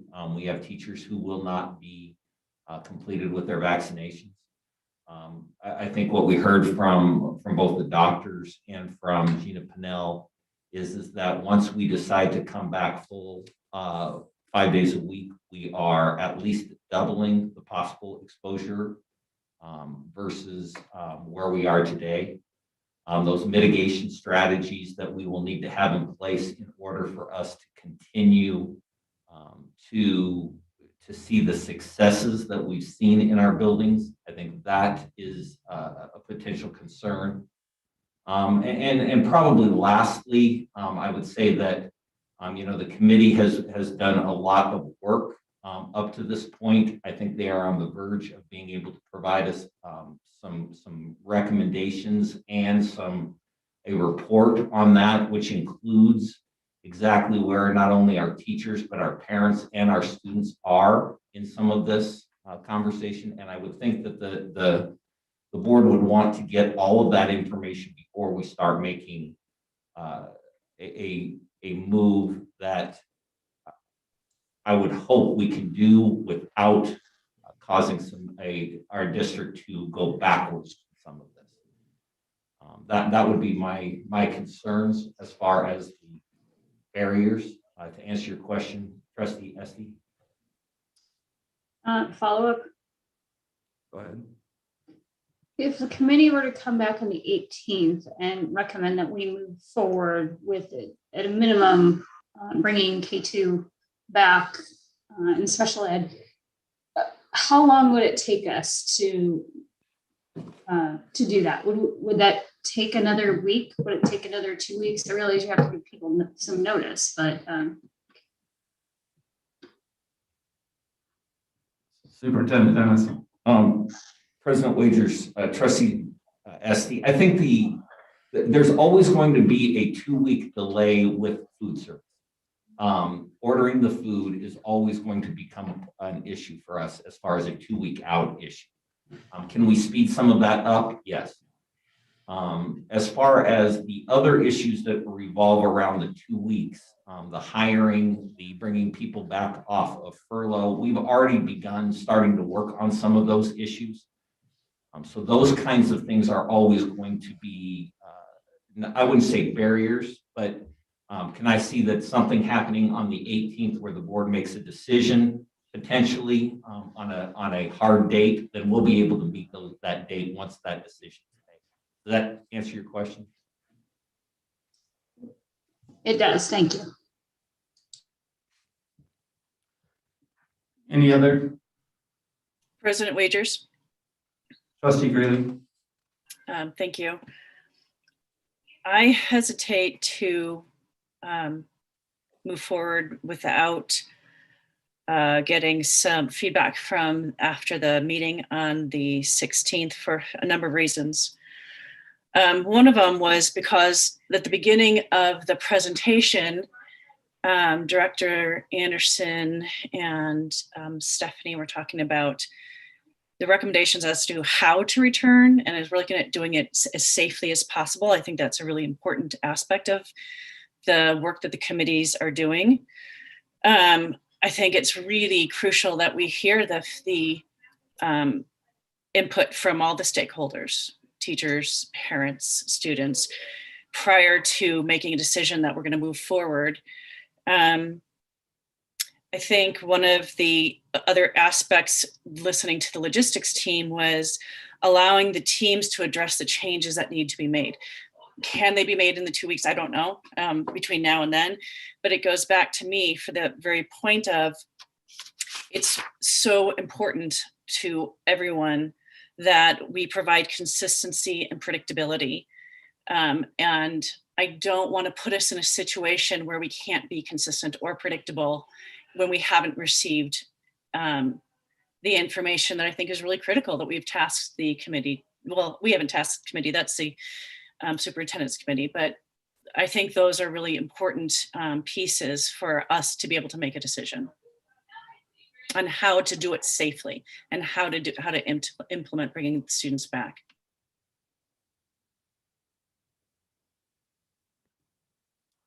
Thank you, Trustee Greeley. Any other trustee input? President Wagers. Trustee Gregory.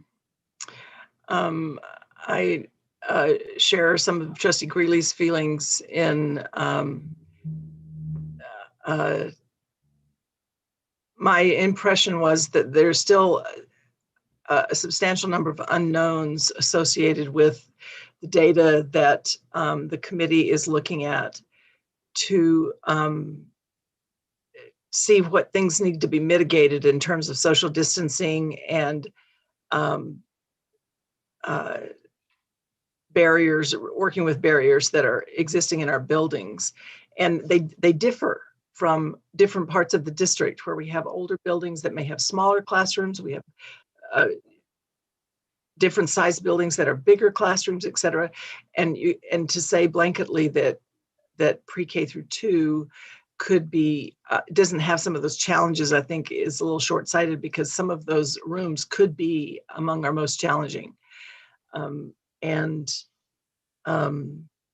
Also recognizing that our district has reached out to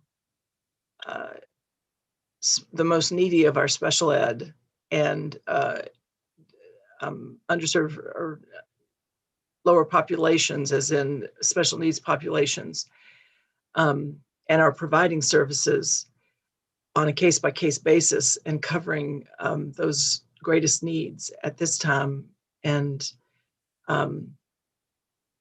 giving the system time to build up the capacity to determine the safety of how we bring these kids back, I think is worth letting the committee bring forward their recommendation.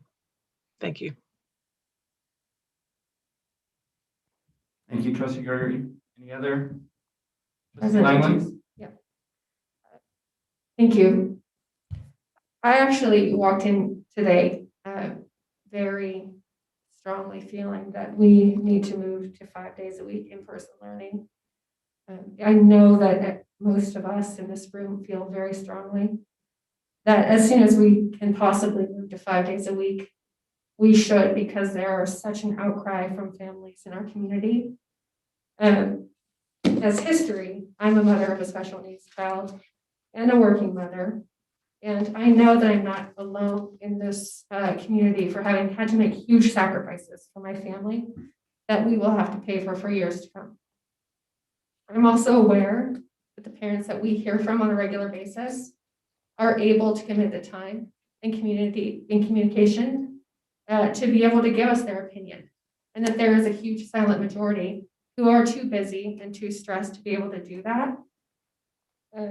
I am interested in finding out more about what these parents think. I would just urge them to respond to the survey, because it may be a way that is a low enough bar that they can communicate with us. I do think that today I walked in sure that, I wasn't sure what I would hear, but that I know I want 5 day a week school. what I heard from our doctors and from our community leaders told me that a thoughtful process is the best way to get there. Get to a 5-day-a-week school day, and it might actually be one that sticks around for longer. So I would just urge us to consider looking at the survey results. That said, I very much want a 5-day-a-week return. Thank you, Trustee Langley.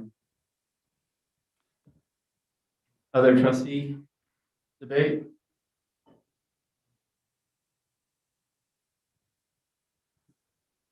I mean, I'll make a few comments. There's lots of frustration out there. We received, let's see, over this board meeting, I think it was 150 emails plus. Once again, we did read them all. Lots of folks, you know, there's stress in families, there's stress in students, there's stress in teachers. So it's on all sides that we're facing. I mean, teachers would love to be in back 5 days a week because they wouldn't have to do 2 preps, one virtual, one, you know, one in class. It's an incredibly frustrating time for all. But that being said, you know, we had doctors that told us no today, flat out, don't go back to school yet. Both of them, both doctors and Central District Health said no. We are trying to adapt, I think, to the special ed, sounds like. Not fully though, I mean, it's never enough. And the vaccines for the teachers are taking place, which hopefully will get that number of staff much closer to 0. That doesn't mean transmission doesn't take within the classroom and then they take that home to their parents who aren't vaccinated. So once again, no perfect answers. I would like time to evaluate classrooms to make sure that we haven't fully done that yet, but we can socially distance at least to a specific level and have the chance to train our staff and our administration to do those things as well. But I definitely hear the frustration, and I think echoing Trustee Langley, we wouldn't be having these meetings if we didn't all want to get back to 5 days a week. I mean, I think almost everybody in this district wants that to happen. I want that to happen because we know that's where the best learning takes place. We know that's where we solve mental health issues. We know that's where we solve child abuse issues because our teachers see those things happening. I don't know. It's just hard. But that's my debate. Any other trustee debate? President Wagers. Trustee Langley. I just also want to say that I'm glad to see that we have made steps to move forward with our most vulnerable populations, special needs, English as a second language. And I just would commend the district for having gone forward with that without the board's encouragement that you guys took that upon yourselves. And I would just like to see us continue on the path of being outside the box thinkers in those populations. You know, no matter what happens in our community, that we continue to address those communities separately from the big boat that we try to turn as fast as we can, but that we sometimes can't get to turn as agilely as we'd like. Thank you. Trustee Oppenheimer, did you have a last thing? I thought I heard you. Oh, no. You know, I did hear the doctors and I heard them loud and clear. I also heard that there were a lot of unanswered questions. I am coming from the lens of our youngest children and their families needing to be in a safe environment, in that safe environment consistently. And I also heard that the risk is very, very low, especially in those younger classes. You know, like I said, our childcare providers are serving these children, and we're not seeing a lot of spread, if at all, there's not even like enough data to show that we're seeing that. And I just feel like that is a step in the right direction. And I get it. We want to hear from our constituents, and we want to hear from our families, and we want to hear from our teachers. We have heard from many, and President Wagers, you mentioned that we had 150 emails to them. The majority of them, the overwhelming majority, were to bring our kids back 5 days immediately. I'm not ready to bring back all of our grades back 5 days a week immediately, but I am ready to bring back our most vulnerable and our youngest children who absolutely need to be in our classes. So that is why I made the motion, and I will stay with that. Whatever happens and whatever the outcome, it's okay. This is why we all have our opinions, and we hear things, and that's okay. But I feel that it's important that we be a voice for those youngest children who sometimes don't have a voice and need to be in school. Thank you, Trustee Oppenheimer. Any other final debate? If not, we'll move to the question. So the motion on the floor is to bring back pre-K through 2nd grade and special education back 5 days a week, starting Tuesday, February 23rd. So all those in favor? Aye. Aye. So I've got Trustee Oppenheimer and Trustee Doan. Are there any others? Aye. What? Trustee Langley? Okay. All those opposed? Aye. Aye.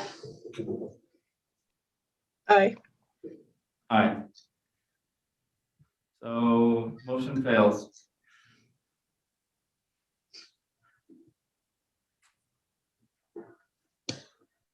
Okay. Next on the agenda is the budget schedule and enclosure 20.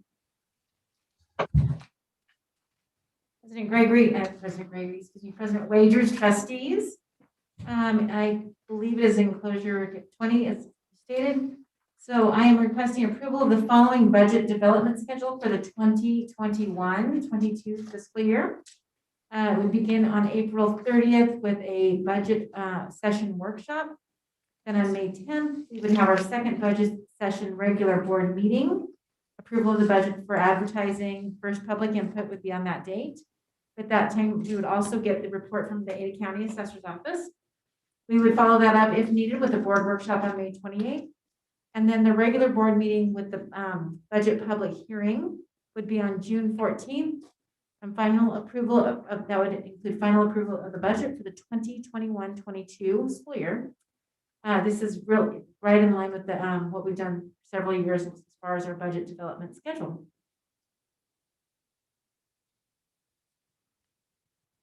I would entertain a motion on accepting the budget schedule as in enclosure 20. President Wagers, Trustee Greeley. move approval of the budget schedule as stated in enclosure 20. Is there a second? I'll second. Second from Trustee Oppenheimer. Any discussion? All those in favor? Aye. Aye. Aye. Any Aye. opposed? Motion passes.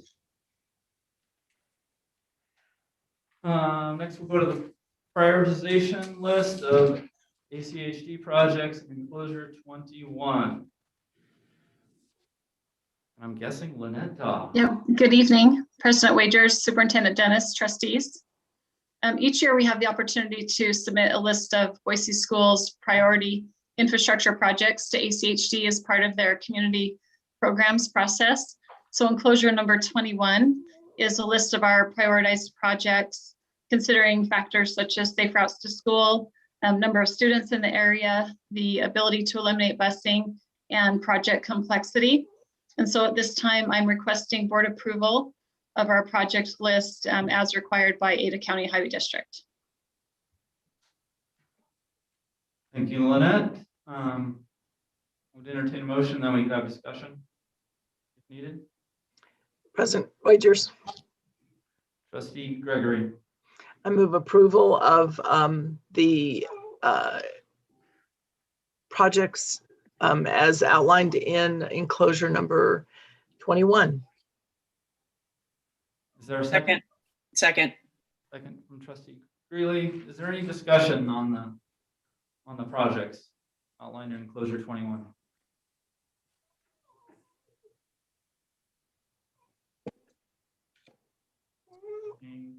Seeing none, proceed to a vote. All in favor? Aye. Aye. Aye. Aye. Aye. Any opposed? Motion passes. Unanimous. That figures up reports and recommendations. We'll go on to E, other business. We'll start with policies and Director Anderson. Good evening still. Hi.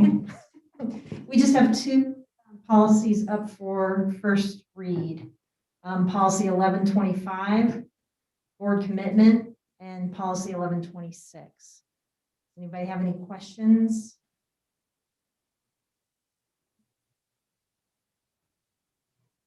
I believe we went through these at the last meeting, but this will just be the first reading, and then we'll have a chance to comment. You can still comment back to Director Anderson or the Governance Committee, and then there'll be a second reading at the next board meeting.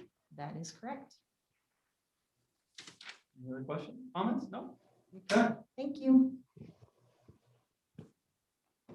And we have no second readings, so that moves us on to Trustee Board Superintendent comments.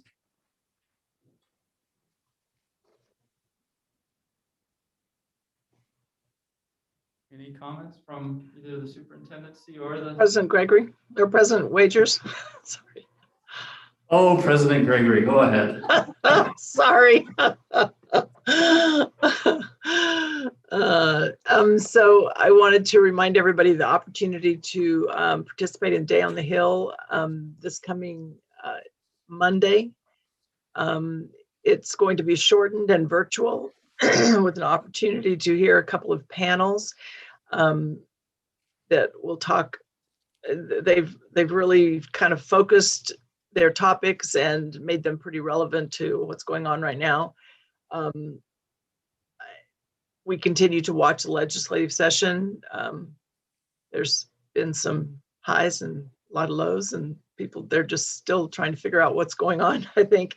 And we have some real supporters of education and who are really working to bring forward some legislation that's good for legislation. And we have hopes that, you know, the goals that the governor outlined in terms of career ladder and funding for schools and stuff will be successful.